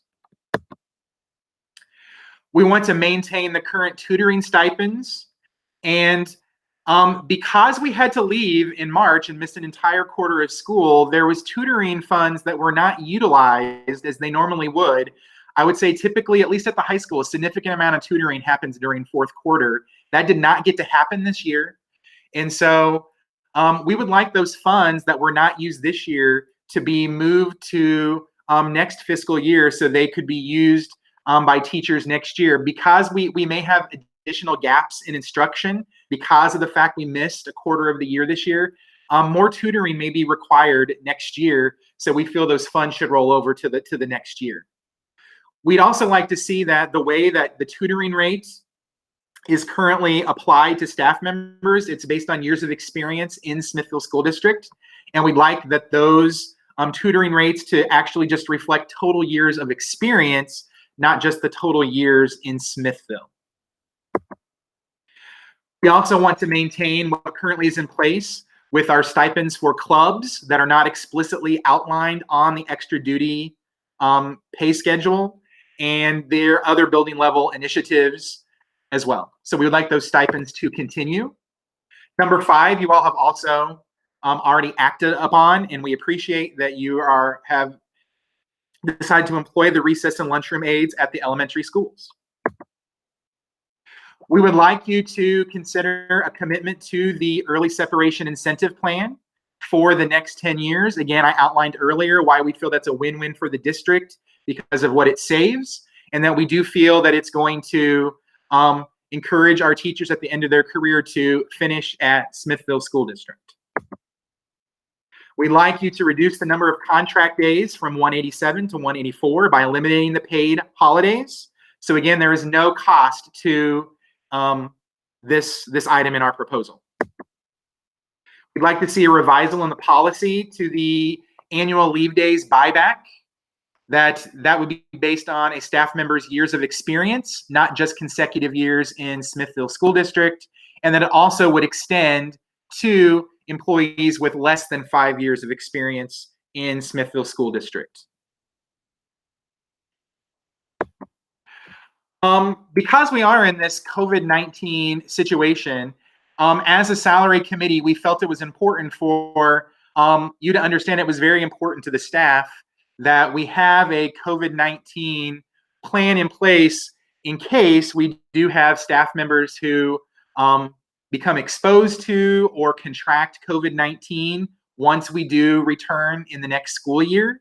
So we'd like the board to consider that until a vaccine is made available, that we would want to have an emergency COVID-19 leave available to staff in case a staff member has been exposed and is required to quarantine, and perhaps they even do contract the virus and would have to stay home, that we would have emergency COVID-19 leave, and those staff members would not have to use their annual leave days.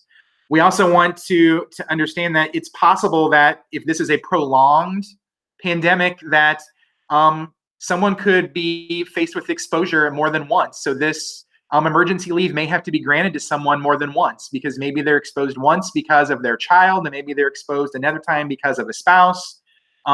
So we just want our staff, again, to be able to feel comfortable returning to school knowing that this would be in place.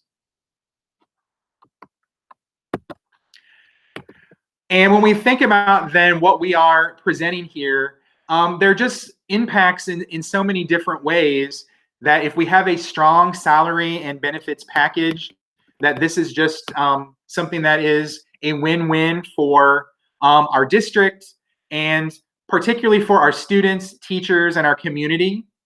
I think the teaching staff at Smithville, we've demonstrated we have success with student learning. We've had national and state recognitions. And so, as such, that the teachers in the district feel that we should have the strongest salary and benefits package possible. When those things are improved, it of course has a positive impact on staff morale. And, you know, I think just as importantly, as a district, we want to not only attract young teachers to our district, but we don't want to lose those master teachers who we have invested in, because we do have teachers that are leaving the district after they they kind of get their feet wet in Smithville, and then they head south or east or west to other districts that that have a higher salary schedule. So again, I want to thank my colleagues for their help in preparing this presentation and for their time and dedication this year. I want to thank the board again for allowing me this time to present this to you and for you to consider our proposal. It was nice for us to be able to do this with you once again after last year having to take a year off. We want to thank the administration, Dr. Schutz, Ashley Jones, Mr. Kruger, Kim Davis, for always their cooperation in this process, always providing us with any information and data that we need. And then finally, the committee, we want to thank the support that we received from Missouri NEA, from our UniServe director, Martha Harris, also from Kurt Swanson, from MNEA, who's very helpful with all things related to finances. And so at this point, I'm at the end of the presentation. So I'm going to stop presenting, and so hopefully I'll be able to see you all again. And then if you have questions for me or for Lisa and Nicole, we are able to answer those for you now.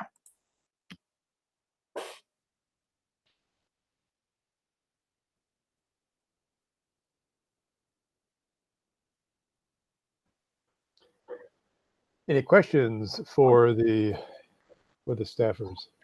Yeah, I have just one question. Thank you for putting all that together. I'm curious though, I know the survey is probably anonymous, but do you know like what percentage of the answers came from the elementary level versus the middle and upper level? Yeah, we have, that was the one identifying thing we asked, and it's kind of a typical thing. There were more secondary level respondees than elementary. Okay, I was wondering because, you know, the recess aides and stuff, do we have all, you know, I think some of those results also include middle and high school teachers. And so not all of them maybe fully understood that situation. And so I think that's why we didn't maybe see an even more overwhelming response there. Okay, gotcha.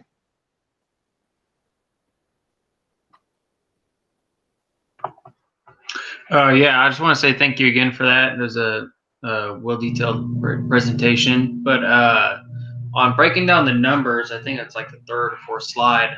When it came to the 32 per month on the paycheck after taxes, is that at the E10? Yes, we just use that as our sample. Yes. Okay. So that could be less for some people, and it might be more for others. Yeah. Nope. That's what I want to make sure. You are correct. Thank you.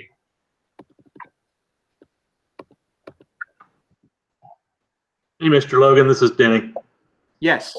You know, I know you're a math teacher and being a numbers guy myself. When I look at all the percentages, but yet I look at the number of respondents was 137.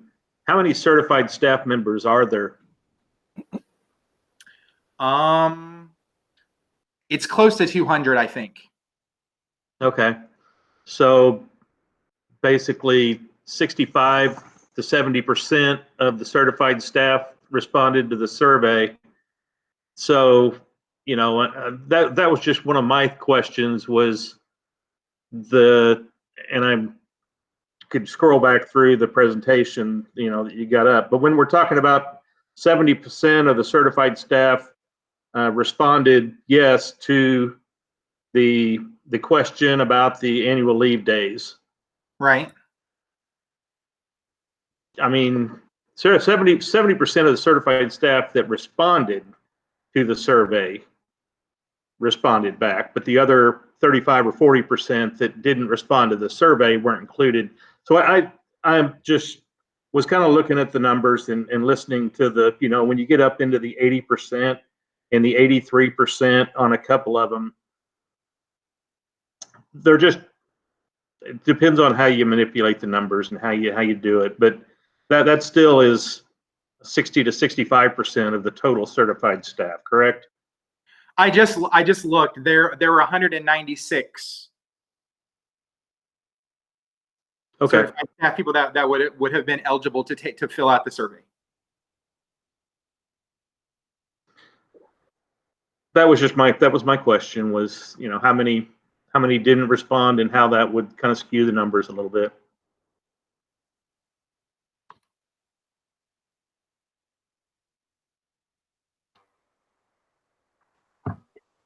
I have a couple questions.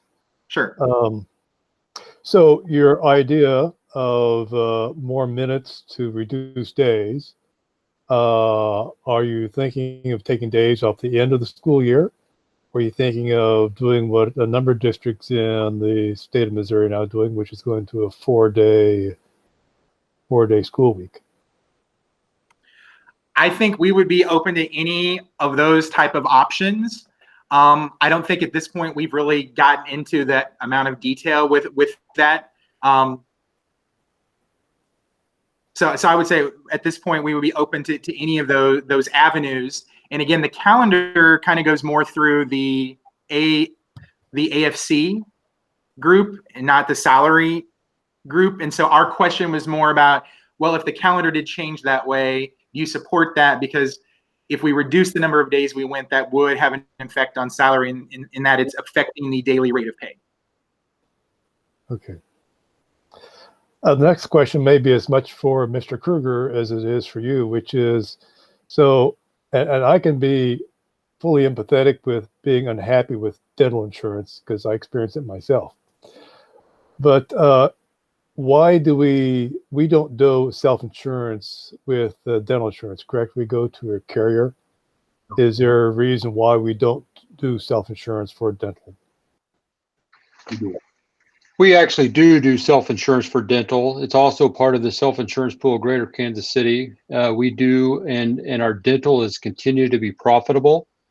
What Mr. Logan was referring to earlier, last year that change was made with the dental, and we had a base plan that was roughly, the board was providing, that was roughly $34 a month.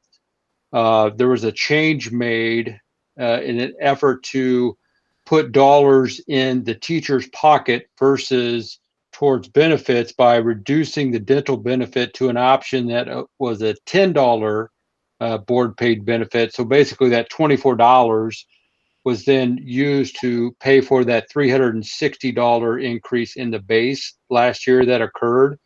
So the board provided, went from a $34 option to a $10 option, and then that difference in premium then was put in this schedule. And then folks had the option to either use the $10 benefit or then trade up and buy up to the other. So it was kind of a trade-off with the dental, but it is self-funded. Okay. The next question is piggybacking on what Danny's saying about being a numbers guy. So you're telling me, Mr. Logan, that in terms of an early separation program, you're telling me the net present value of a 5-year payout of a 50% of salary is greater than if someone at the end of their career would go to another school, would receive a bump up in salary, and then have that salary be a part of the retirement for the next 20, 30 years. I would say that maybe in terms of the numbers, those would not necessarily equate, and maybe going somewhere else in the long run would. But again, I think what we're saying is, though, this would be something that would potentially keep someone here because they want to be in Smithville. Okay. And I think that I think that's what we're looking at there is. I totally agree that it could be in the long, but again, there's a lot of things to changing schools and changing to another school that you might not think about. Like, I'm going to be all the way back down to only 10. I'm going to be at the very bottom of the number of leave days I have. So, you know, it would still potentially be to your benefit to stay in Smithville for a lot of other reasons. And this would just be something else to incentivize those people to stay. Okay. But maybe when you actually probably look at the numbers, it may not come out greater with the ESIP payouts, but I think there are other factors at play here, and we're trying to make them so that someone would want to stay here. Sure. And it's highly dependent upon your discount rate, so whatever you choose can be arbitrary too. Right. Yeah. I've got a quick question, Russell, on the early separation incentive. That's been used the last 2 years as a benefit for the budget reduction plan.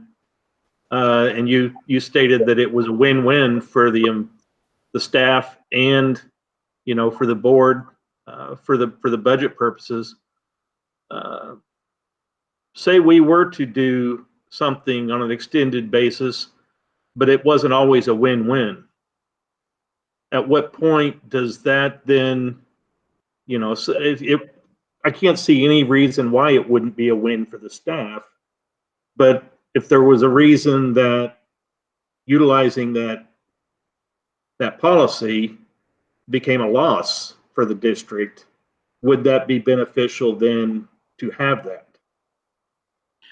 Well, I think, Phil, that the idea of that plan is that the people who would be exiting the district are going to be replaced with someone who would be cheaper. So ideally, the data so far shows the last 2 years that it has been a savings. And so we would anticipate that continuing.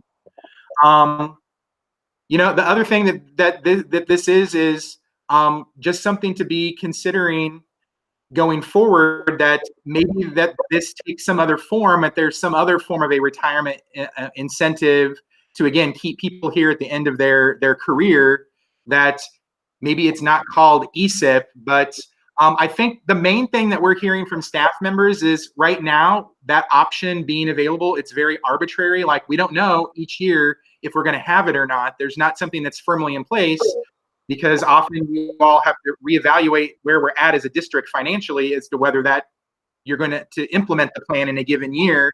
So as a teacher, you don't really know, or that's not something that you can kind of count on is going to be in place. And so I think that's more of what we're wanting to get out there, as well as, should there be something out there to incentivize teachers at the end of their career to finish in Smithville?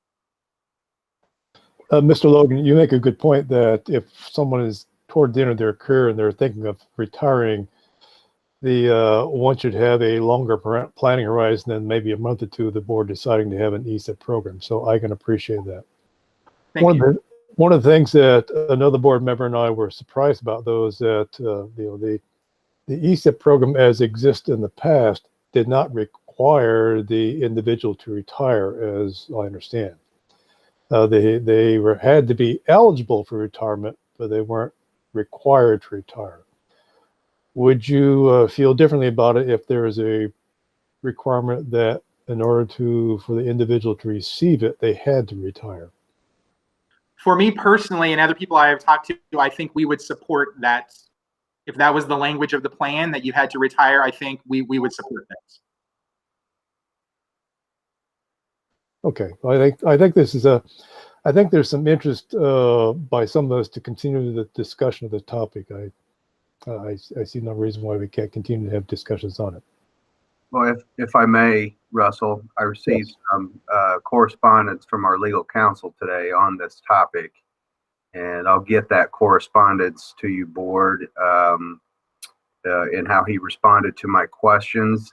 It's a very good document, provided some very good guidance. You know, there is some question as to, specifically from the state auditor's office, as to the appropriateness of providing a blanket ESIP program on an annual basis without doing some kind of an analysis to determine if it is fiscally advantageous for the district to run the program for any given year. And what has been stated, and I would agree, you'd think that it would always be advantageous. There are scenarios that could crop up that it would not be advantageous to run the program. So again, I'd be hard pressed to present one to you, but evidently that possibility exists.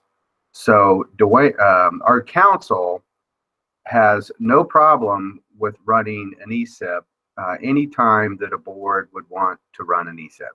He feels like that the concern of the legislative concern of providing a bonus for no additional work is not existent in his mind and in his firm's mind, because the staff member is providing something. They're providing you with a notification in advance that they would like to separate.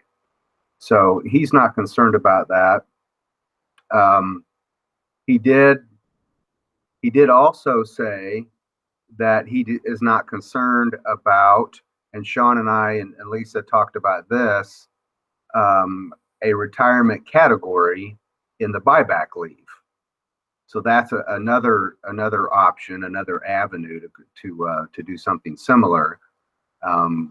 So right now, when you retire, if you're here for enough time, you get, the more time you're here, the more money you get back for the days that you have. Well, those days hold value, and so that's not a bonus. You held on to these things that hold value to the district, and so and for that rate to be higher for someone that's retiring is not a concern of his. So that's another option, another route to go.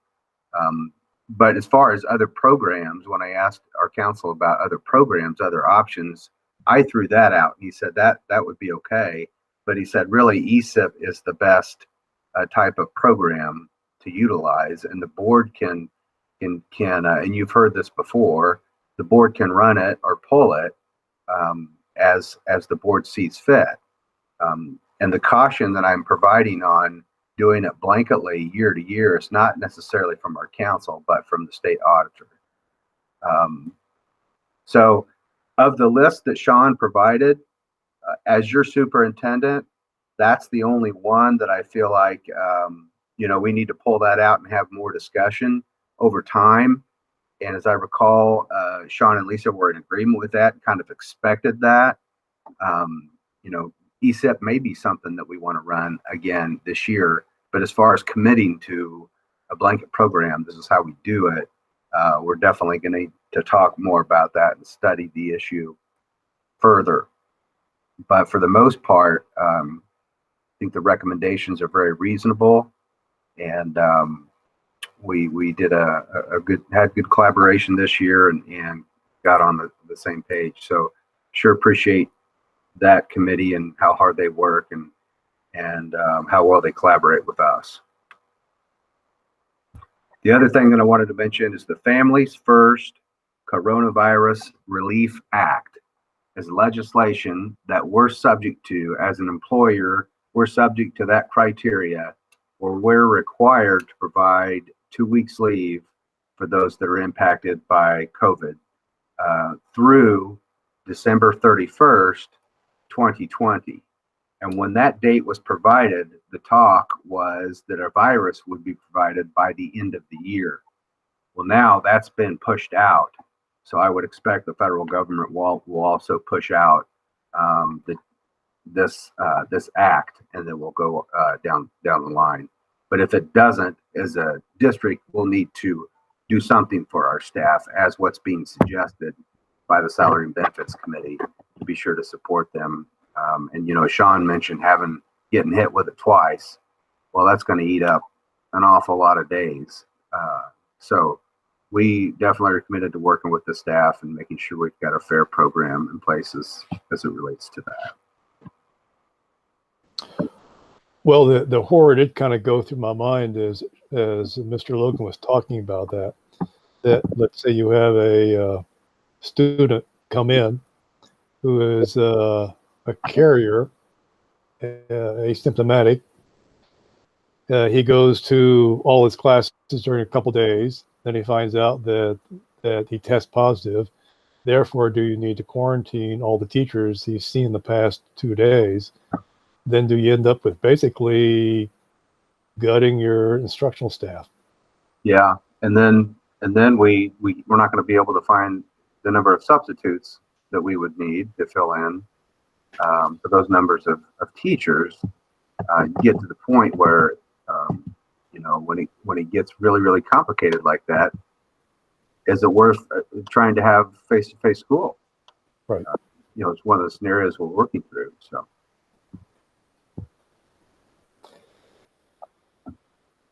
Any other questions for Mr. Logan or Ms. Guest or for the Salary Benefits Committee?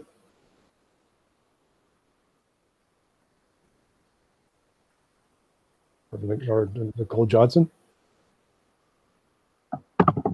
I think Lisa Guest should have to say something.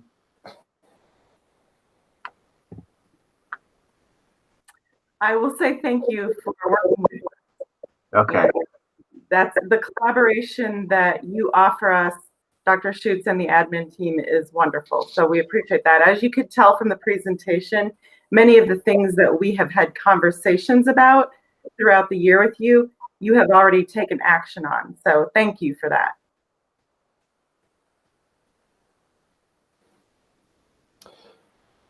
If there are no other questions or comments, then are we prepared to move on to the next agenda item? I guess so. Well, thank you very much. We appreciate it. Yeah, thank you guys. Thank you to the board for all that you do for us now and in the future. Yes. Thank you. Stay safe. Let's move on to 12.2, Support Staff Salary and Benefits Advisory Committee. Yeah, I'm going to make a few comments here, and then I'm going to turn it over to Ashley. She's worked really hard with this group. This group is called SS. There are 3 S's in there. SBAC, basically our support staff.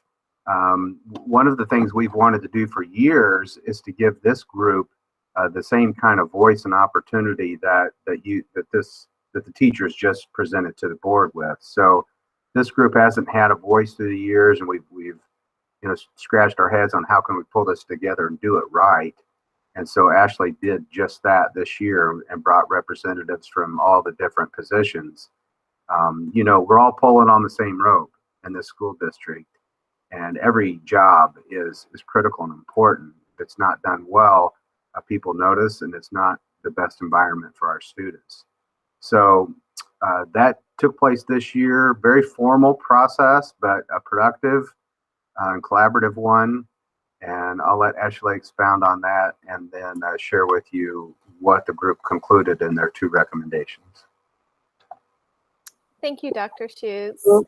So this year, in a very compressed schedule, we started meeting, I believe it was in February. Then our last meeting recently took place. The support staff Salary and Benefits Advisory Committee was initiated, and for the purpose of improving the quality of the workplace and making a recommendation of an affordable and competitive compensation package for support staff members within the Smithville School District. And so this committee has representation from, the goal was every classification of support staff members. And so within your packet this evening, is a document that is an overview of the structure of the committee. It was exciting just to see the collaboration evolve over the short time that we met this year. And while I will not be in the district to participate as just an observer within the committee, the leadership evolved as well, and it will be very, very exciting for this committee to be able to continue their collaboration. And so this evening, I am going to speak to the recommendations. Within your packet is a letter from Karen Kopp, who represented the district level administrative assistants and specialists. And through the collaboration process and a survey process very similar to that of the certified staff, we actually collaborated alongside of them, and they were very gracious in offering us the opportunity to review the survey that was developed, because there are many things that are similar, are exactly the same. For example, the benefits that are offered to our certified staff members are also the benefits that are offered to our support staff members. So being able to have the same survey questions was something that was important to the committee. So out of the collaboration came 2 recommendations, and Karen has detailed out the recommendations within the letter and then has also provided a rationale. The first is to add a $1,000 incentive for retiring support staff members. This is something that is currently in place for certified staff members whenever notice is provided by January 15th. And this is something that the support staff members feel like would be a great win. It would allow the school district an opportunity to plan ahead for replacements of their retirement, and it would not be a significant impact on the school district's budget. And then also just overall, recognizing those who have longevity within the school district. And so the second recommendation that comes from the Support Staff Salary and Benefits Committee this evening is to extend the sick leave bank and to modify the policy language to be inclusive for all full-time employees. So currently, to utilize the sick leave bank within the Smithville School District, FMLA certification is a requirement. And we have some positions within our district that are full-time but work 7-hour days. And within the FMLA requirements, there is an hours requirement, which is 1,250 hours. And some of our full-time employees do not meet that hours requirement, which then excludes them from the opportunity to participate in the sick leave bank. And so this evening in the policy revisions that you will approve, this is a recommendation that is coming to you this evening. And so I am happy to do my best to answer any questions that you may have. So I open it up to you at this time. So the 1,250 hours, and I'm guessing you work what, about 2,000 hours a year per se. So you have to be working for over 6-7 months in order to even qualify before. Well, it's dependent upon the position as far as the number of hours in a year that is worked. But one criteria that is in place is for FMLA, and then also in place for our sick leave bank. Also in place for the sick leave bank is that an employee must be employed for a year before qualifying, and so that would still be criteria that would be in place. The only piece that would be removed would be the requirement of the FMLA certification. in removing that 1,250 hour requirement. So Wade, these people are here all day long with our kids every school day. They receive all benefits. You know, they get health insurance, dental, all of that. Just the way that is worded, because they're only here 175 days of school. They just not quite long enough to that they could fall under that benefit and take advantage of that if they needed it. It's about 25 hours short. Very close. Very close. 7 hours a day for 175 days. And this is the classifications that this impacts are instructional assistants and our behavior interventionists. So what is the minimum number of hours that's going to be recommended? The language, I believe it specifies full-time employee. Ashley, for clarification's sake, and correct me if I'm wrong, you mentioned that there was policy that was in the packet to be approved tonight, but all of these policies or revisions are only first readings, correct?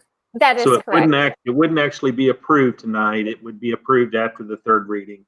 Right. That is correct. So thank you for clarifying, Denny. It is in the packet this evening for first reading.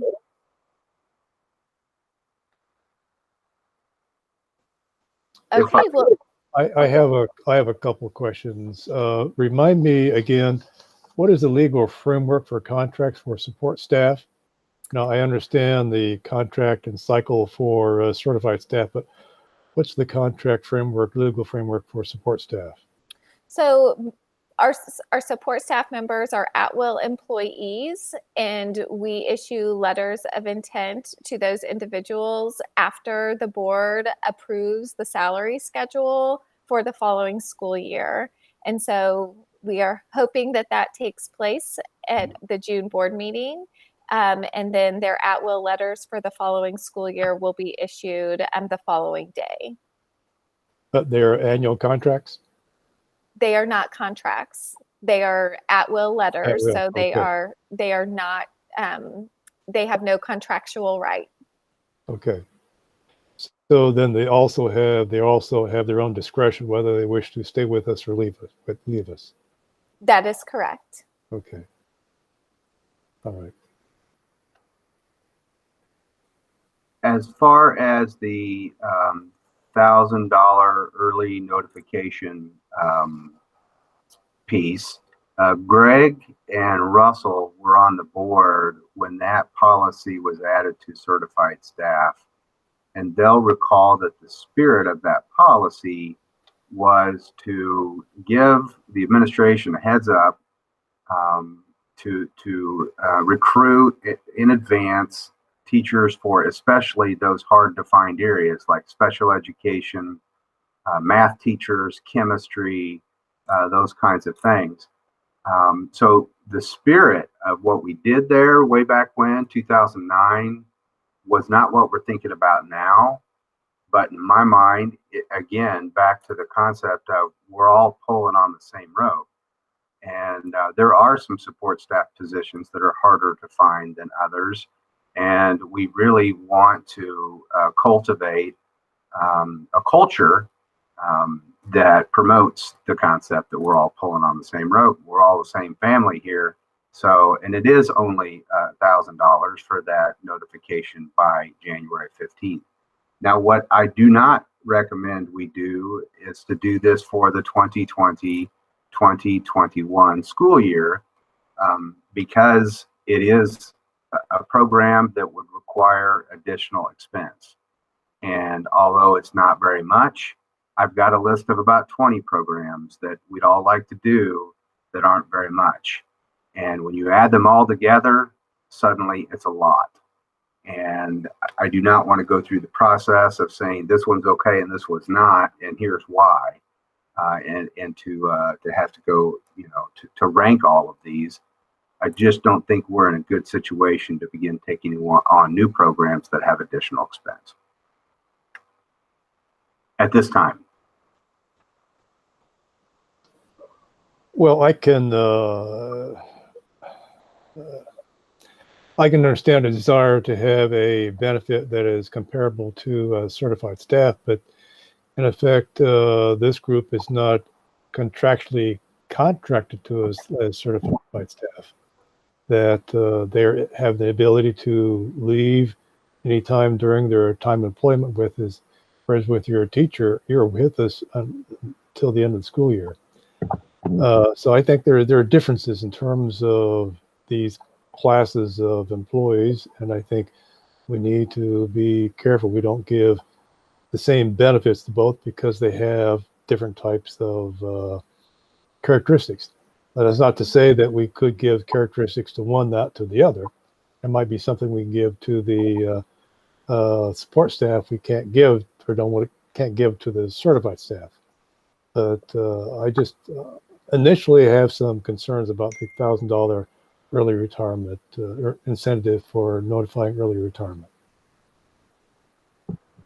Well, with your concern and with my concern, my recommendation would be we table that for this year. I don't would decide tonight. Yeah.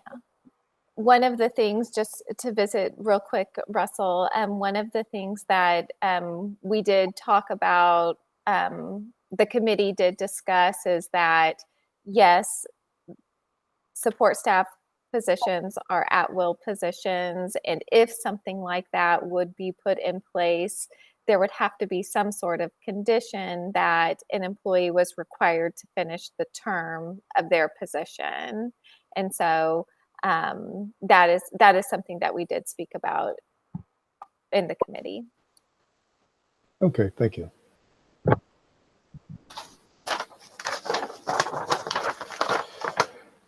Any other questions or comments? Yeah, I have a question on the $1,000 incentive also. What is the length of tenure with the district? Be eligible for that? An individual has to be eligible to retire with the public school retirement system. And so in order to become vested, you have to have at least 5 years of service. What is not required currently is that all 5 years of service are with the Smithville School District.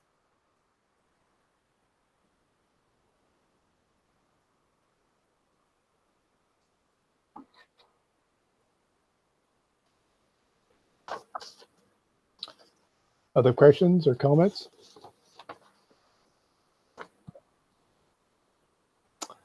Thank you very much. So shall we move on to 12.3? MSBA policy revisions 2019C. Yeah, just a couple of policies there for you to peruse. We do go through these with a fine-tooth comb on the cabinet, and not all of these get to you in the way, shape, or form that we receive them from MSBA. So we do make some tweaks and make some adjustments that we feel are better for our district. But the format that you have there, I believe this is the 2019 C policy revision recommendations. They are currently in a format that we recommend approval of your first reading this evening, and we certainly would entertain any questions that you have about this batch of policies.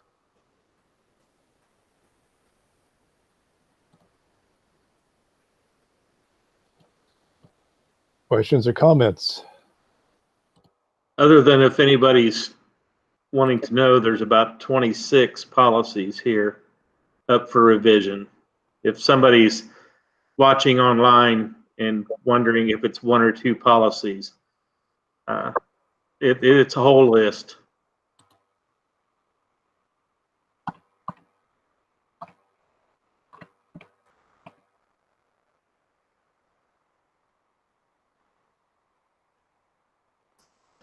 Well, I might make a suggestion that perhaps, I mean, this occurs to us, you know, as you say, maybe 3 times a year. And rather than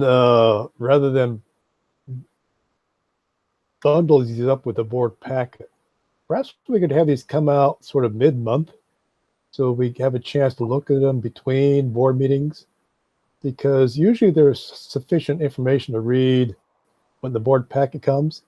Yeah. And then to have something like this come out, it kind of adds to the study time over the weekend. Yeah. And it's just kind of difficult to find the time to get it all in. Sure. Also, you just kind of max out after reading policies. You just kind of max out what more you want to read. Yeah. So just a suggestion. So get them in your hands earlier before they appear in the packet. Yes. Okay. We can do that. Or maybe next board's president can work on that. Any other questions or comments? If not, the chair would entertain a motion to approve the MSBA policy revisions for 2019C on first reading. So moved. Second. It has been moved and seconded that we approve the MSBA policy revisions 2019C on first reading. Please vote.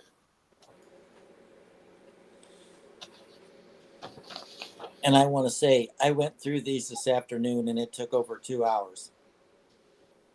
That all? Yeah. And that was briefly. Motion carried 7-0. Next item on the agenda, 12.4, custom policy revisions. These are, this is a custom second batch, if you will. These are custom things that we would like to do with the policy, and you have a memo there that breaks down for you by policy what we're trying to accomplish. I think the telecommuting policy is interesting. That is actually from SHRM. If you're familiar with the Human Resources Organization SHRM, this is something that they've produced, and we submitted this to MSBA, and they like it, and that's why the formatting there is a little bit different than the rest. But this would be nice for us to have some additional guidance in these kinds of circumstances. So we'll entertain your questions on these as well. Dr. Schutz, may I point out that for policy GCBDA and then GDBDA, what you heard Sean discussing as it pertained to the payout of our leave, that would be addressed as far as creating a category for individuals with 1 to 4 years of service and receiving a payout of unused leave equal to $25 per day. And we think that'll be cost neutral, if not a savings.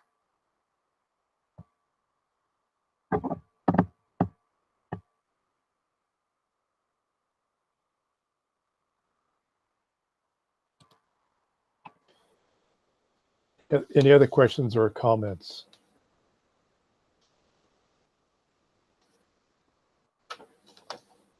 This is first reading? Yes, first reading. Okay. I did enjoy if you can enjoy a policy. I did enjoy telecommuting policy and procedure. As I was reading it through, though, I was curious, well, what does it pertain to, as we might envision, using all this new technology to minimize snow days? And then I see at the bottom of the policy addresses that type of thing. So going back to what Mr. Kruger talked about some time ago, using those additional funds to get more equipment so we can do a one-to-one, I would presume in the future, when we don't worry about the COVID-19, get back to normal times, and normal times perhaps during the winter time, we won't be losing school days. We can do tele-education at home.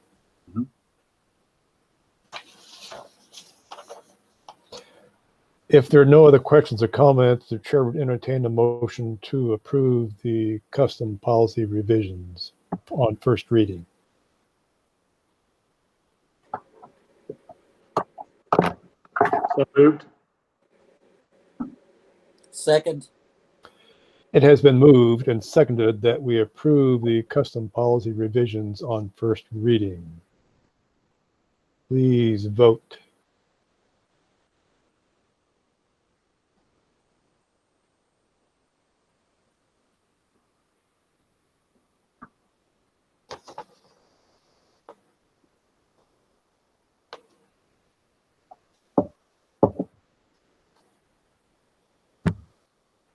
Mr. Kiefer stepped out of the screen, so I don't know whether he is able to vote or not. There he is.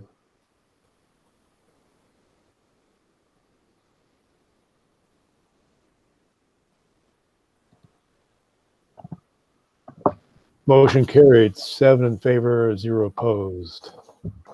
Next item is security appliance bid response. Yes, Robert has several bid responses here for you to present, so I'll give the floor to him.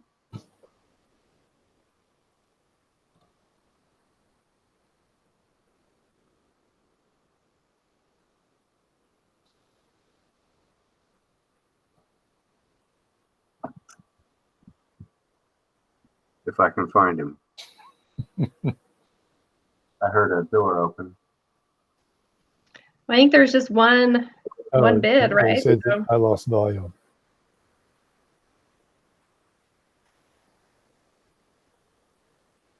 I saw that he was on here. But yeah, he just sent a text message. He lost volume. Oh, okay. Hi. Well, perhaps he can bring up a video and he can do sign language, as we've been seeing a lot lately. Yeah. Mr. Hedgeworth, we are talking about the security appliance bid. I am curious why no one else chose to bid on it. We just got one bidder. Sure. So some of the reasons why only one person would bid is they have something called a deal registration. And a lot of their companies will find out from the vendor if anybody else has a deal registration on it. What a deal registration is where a vendor gets preferred pricing because they were the vendor that kind of designed the concept for the district or company. And so sometimes when they find out another company got the deal reg on it, that they'll just go ahead and pass because they know they can't beat it. Based on the price they gave us and knowing what that product is, I know that the price we got was a very good price for the value. And so that's why I submitted it as such instead of trying to rebid it again. Sure, it makes sense. Any other questions or comments? Is this a yearly expense? No, this is a one-time. This will take us out 3 years, and then we'll reevaluate at that time. Okay. Thank you. You say 3 years because this is the projected lifespan of this is hardware, isn't it not? Or is it hardware software? Yeah, so it's hardware with basically a 3-year license. So after the 3 year, we'll look to see if it's cheaper. Sometimes it's cheaper to just go ahead and buy the hardware with a software bundle or to renew the software piece of that for another 3 years.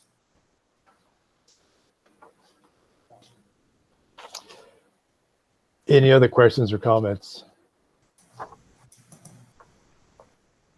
Hearing none, then the chair will entertain a motion to approve the security appliance bid. So moved. Second. It has been moved and seconded that we approve the security appliance bid response. If there are no further questions or comments, please vote.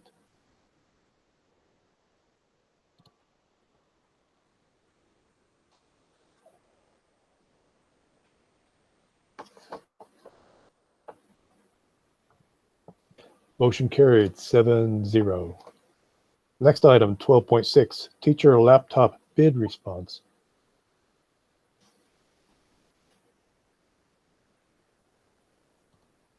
Again, So every year we have our hardware lifecycle for our teacher laptops. There's 95 that's shown for the purchase. 25 of those are actually for our Gateway program, which is part of Project Lead the Way at our middle school. And so those devices are 7 years old. Those are way past. They're way past their due. But the other 70 for our teachers. Last year we actually skipped a year as part of our budget savings, and so we did not purchase. So actually, it's been 5 years now. So if we skipped again, we'd really be putting ourselves behind the 8 ball. So we need to get our oldest laptops refreshed for our teachers. And of course, with the COVID-19, they're using their laptops more frequently than they ever have right now. So.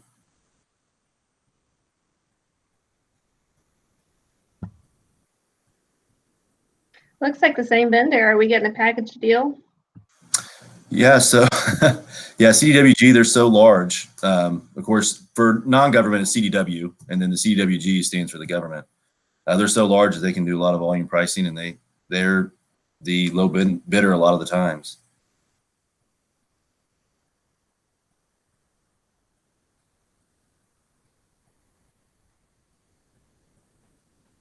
The chair entertain a motion to approve the teacher laptop bid response.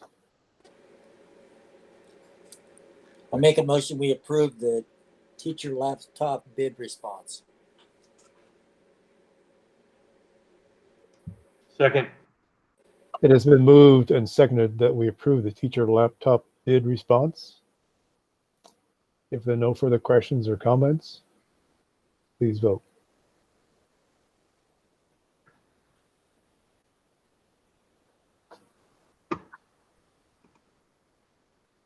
Motion carried 7-0. 12-7 network equipment bid response. Yeah, so this was actually voted on back in, I think, February, March for E-rate purposes, where you guys approved just the line item, but not the whole package or what we're going to do. We really scaled it down based on projections you heard from Mr. Kruger earlier that anywhere from 3 to 6% from the state's going to be reduced. So we had looked at doing about $70,000 or $80,000 worth of network equipment. We have scaled it down to, I think, 26 or 27,000 in the package. So this was the line item. You approved the price per item. We reduced the amount of items we're going to purchase here. So I just wanted to put the final project in front of you one last time. Hey, Robert, how was our bandwidth during everyone working remotely? Yeah, it was really great. We were just fine. A lot of teachers, did stuff from home. So they weren't necessarily using our bandwidth with the kids with the Google Meet meetings. But there was, bandwidth from our systems, whether it was Fallout, whether it was, obviously Google is going to be not through our systems, Power School and such like that. So it held up just fine. But we definitely monitor it the whole time.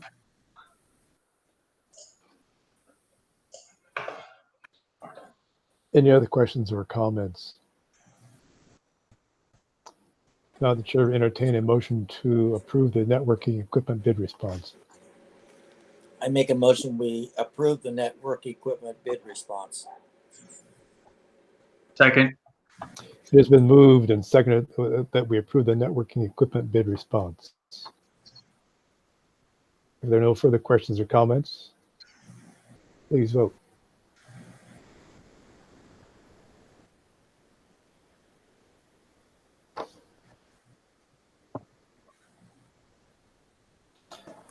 Motion approved. Thank you. 7-0. So I see it's past 9 o'clock, but we still have building administrators still attached. Yeah. I wonder if it's because of where they're at right now. Okay, 12-8 personnel recommendations. Yes, you have the recommendations before you, and we recommend you approve them. I make a motion to approve the personnel recommendations as presented. Second. It has been moved and seconded that we approve the personnel recommendations in our packet. Any further questions or comments? If not, please vote.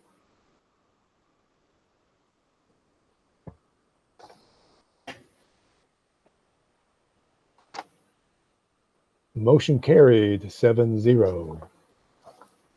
Next item, 12.9, 2020 to 2021 school board meeting dates. Yeah, we thought we'd go ahead and get this to you in May. It's a little earlier than normal. The all of the dates are the same except for March. I'm proposing the second Wednesday due to spring break. In April, I'm proposing the second Wednesday due to the election.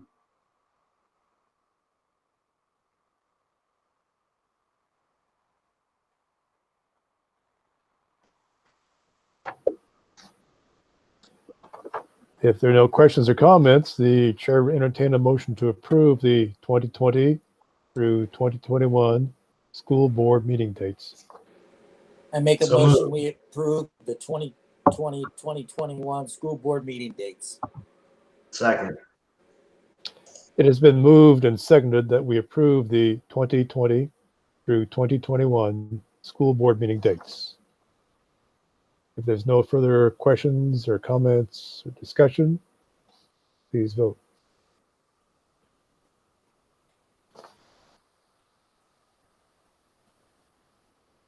Motion carried, 7 in favor, 0 opposed. Item 12.10, which is an item moved from the consent agenda. Resolution on suspending policy and procedures to align with COVID-19 emergency legislation and waivers. Dr. Schutz. Yeah, MSBA has put out a couple of resolutions.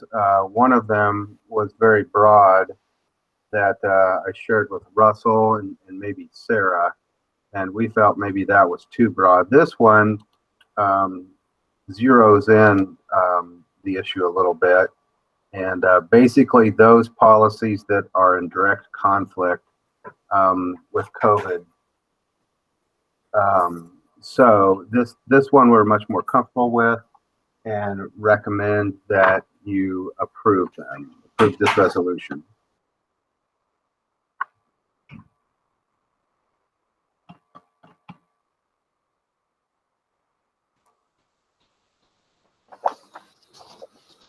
Well, I think as I said when I asked this to be moved from the consent agenda to new business, I have no problem with it. And I think in this, we say unprecedented, but I like to say unprecedented in our generation, because in this unprecedented in our generation event, because this occurred nearly 100 years ago, I think we have to be adaptable and flexible, and to be able to have quick decision making. We can't always have a board meeting, or we can't always wait for a monthly board meeting to suspend or change policy. So I have no problem with having a resolution allowing administration to suspend policy and procedures to align with the emergency measures passed by our state, local, state, and national governments. And as long as the board is informed of that. But again, I think this is something we should be passing in a public setting versus burying a consent agenda. Much like I might add, the state legislature tried mightily to bury all sorts of stuff in omnibus bills at the state legislature at the last minute.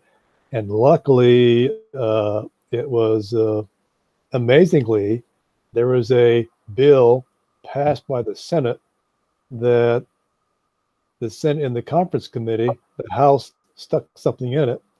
It was passed by the Senate. And then when the Senate found that this thing had been stuck into the bill, they were so outraged that they revoked the bill, which is an almost unheard of legislative maneuver. So again, we just want to pass these things in light of day. So much for me. Hey, yes. Russell, I have one question.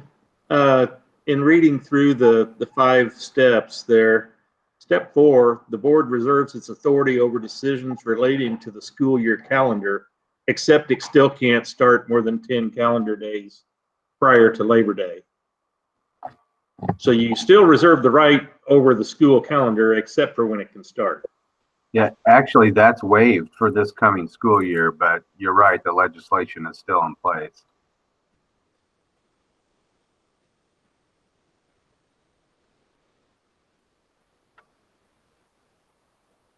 Any other questions or comments?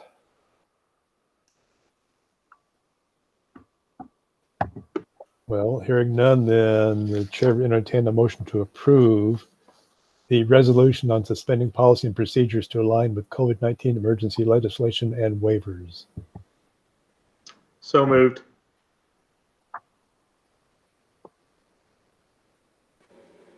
Second. Second. It has been moved and seconded, as Sarah did. Moved and seconded a resolution on suspending policy and procedures to align with COVID-19 emergency legislation and waivers. If there's no further comments or questions or discussion, please vote.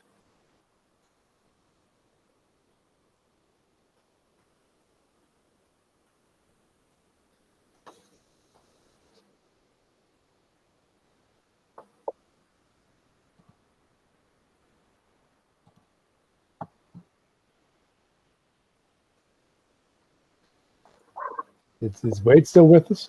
Looks like we lost him. Oh, there he is. I mean, okay. Motion carried, 7 in favor, 0 opposed.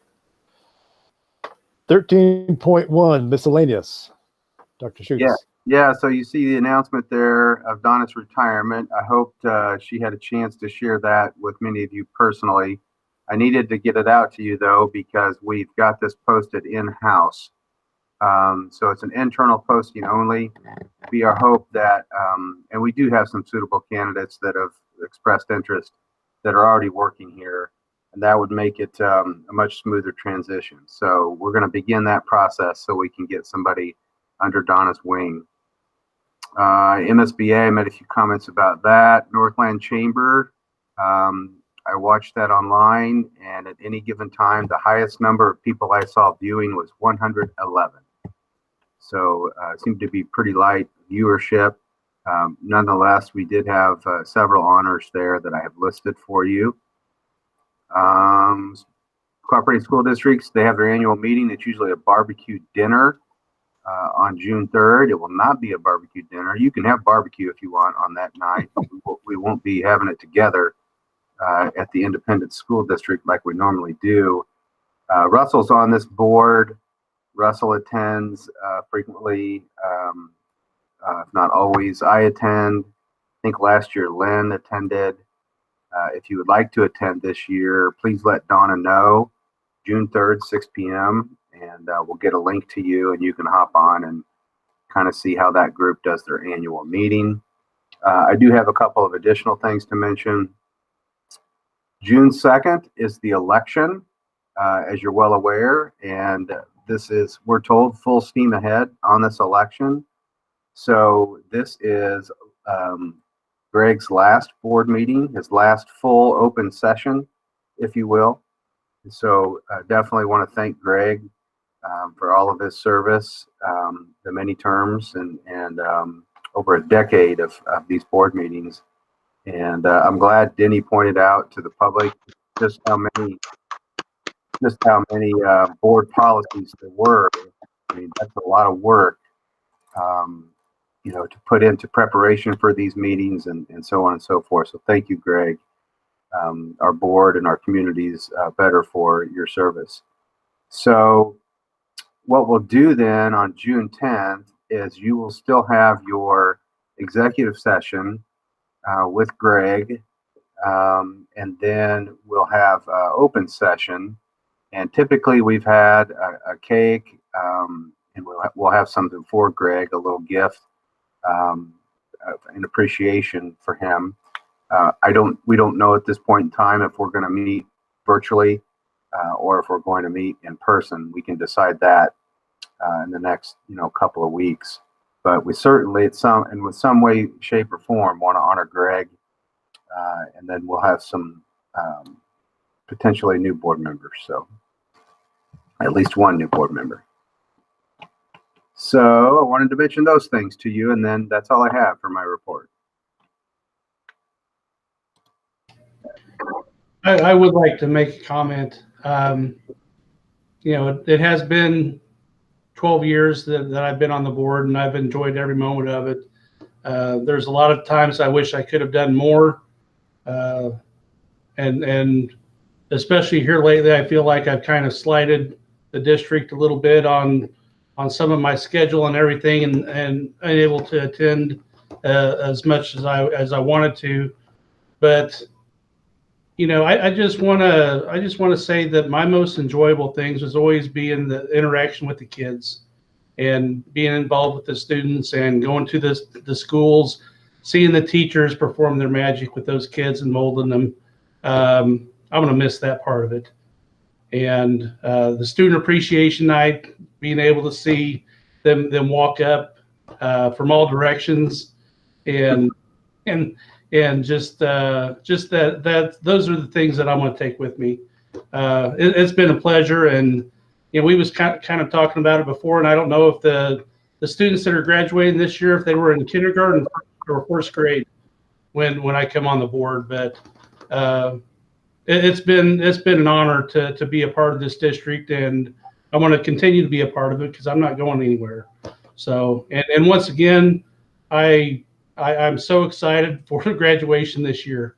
Mr. Kruger's probably tired of hearing me talk about it and say it, but you know, it's a long time coming, and I'm looking forward to that. So, thank you all. Thank you, Greg. I appreciate it. Appreciate all your service. I appreciate the fact that you and I remember the good memory I have is you and I standing outside the polling place and being harangued by an angry parent about something that we later found out was not even happening on the school grounds in the community. But somehow she expected that school board members ought to take care of that. So yes, you've been a great great board member all these years. We'll miss you. I'll miss you. With that said, the chair would entertain a motion to adjourn.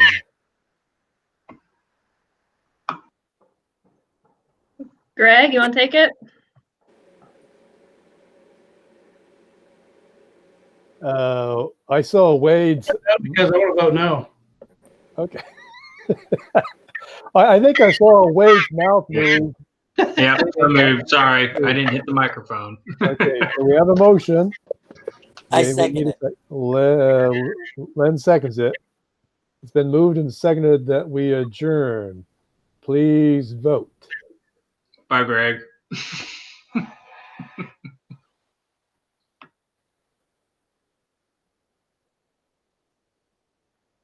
There you go.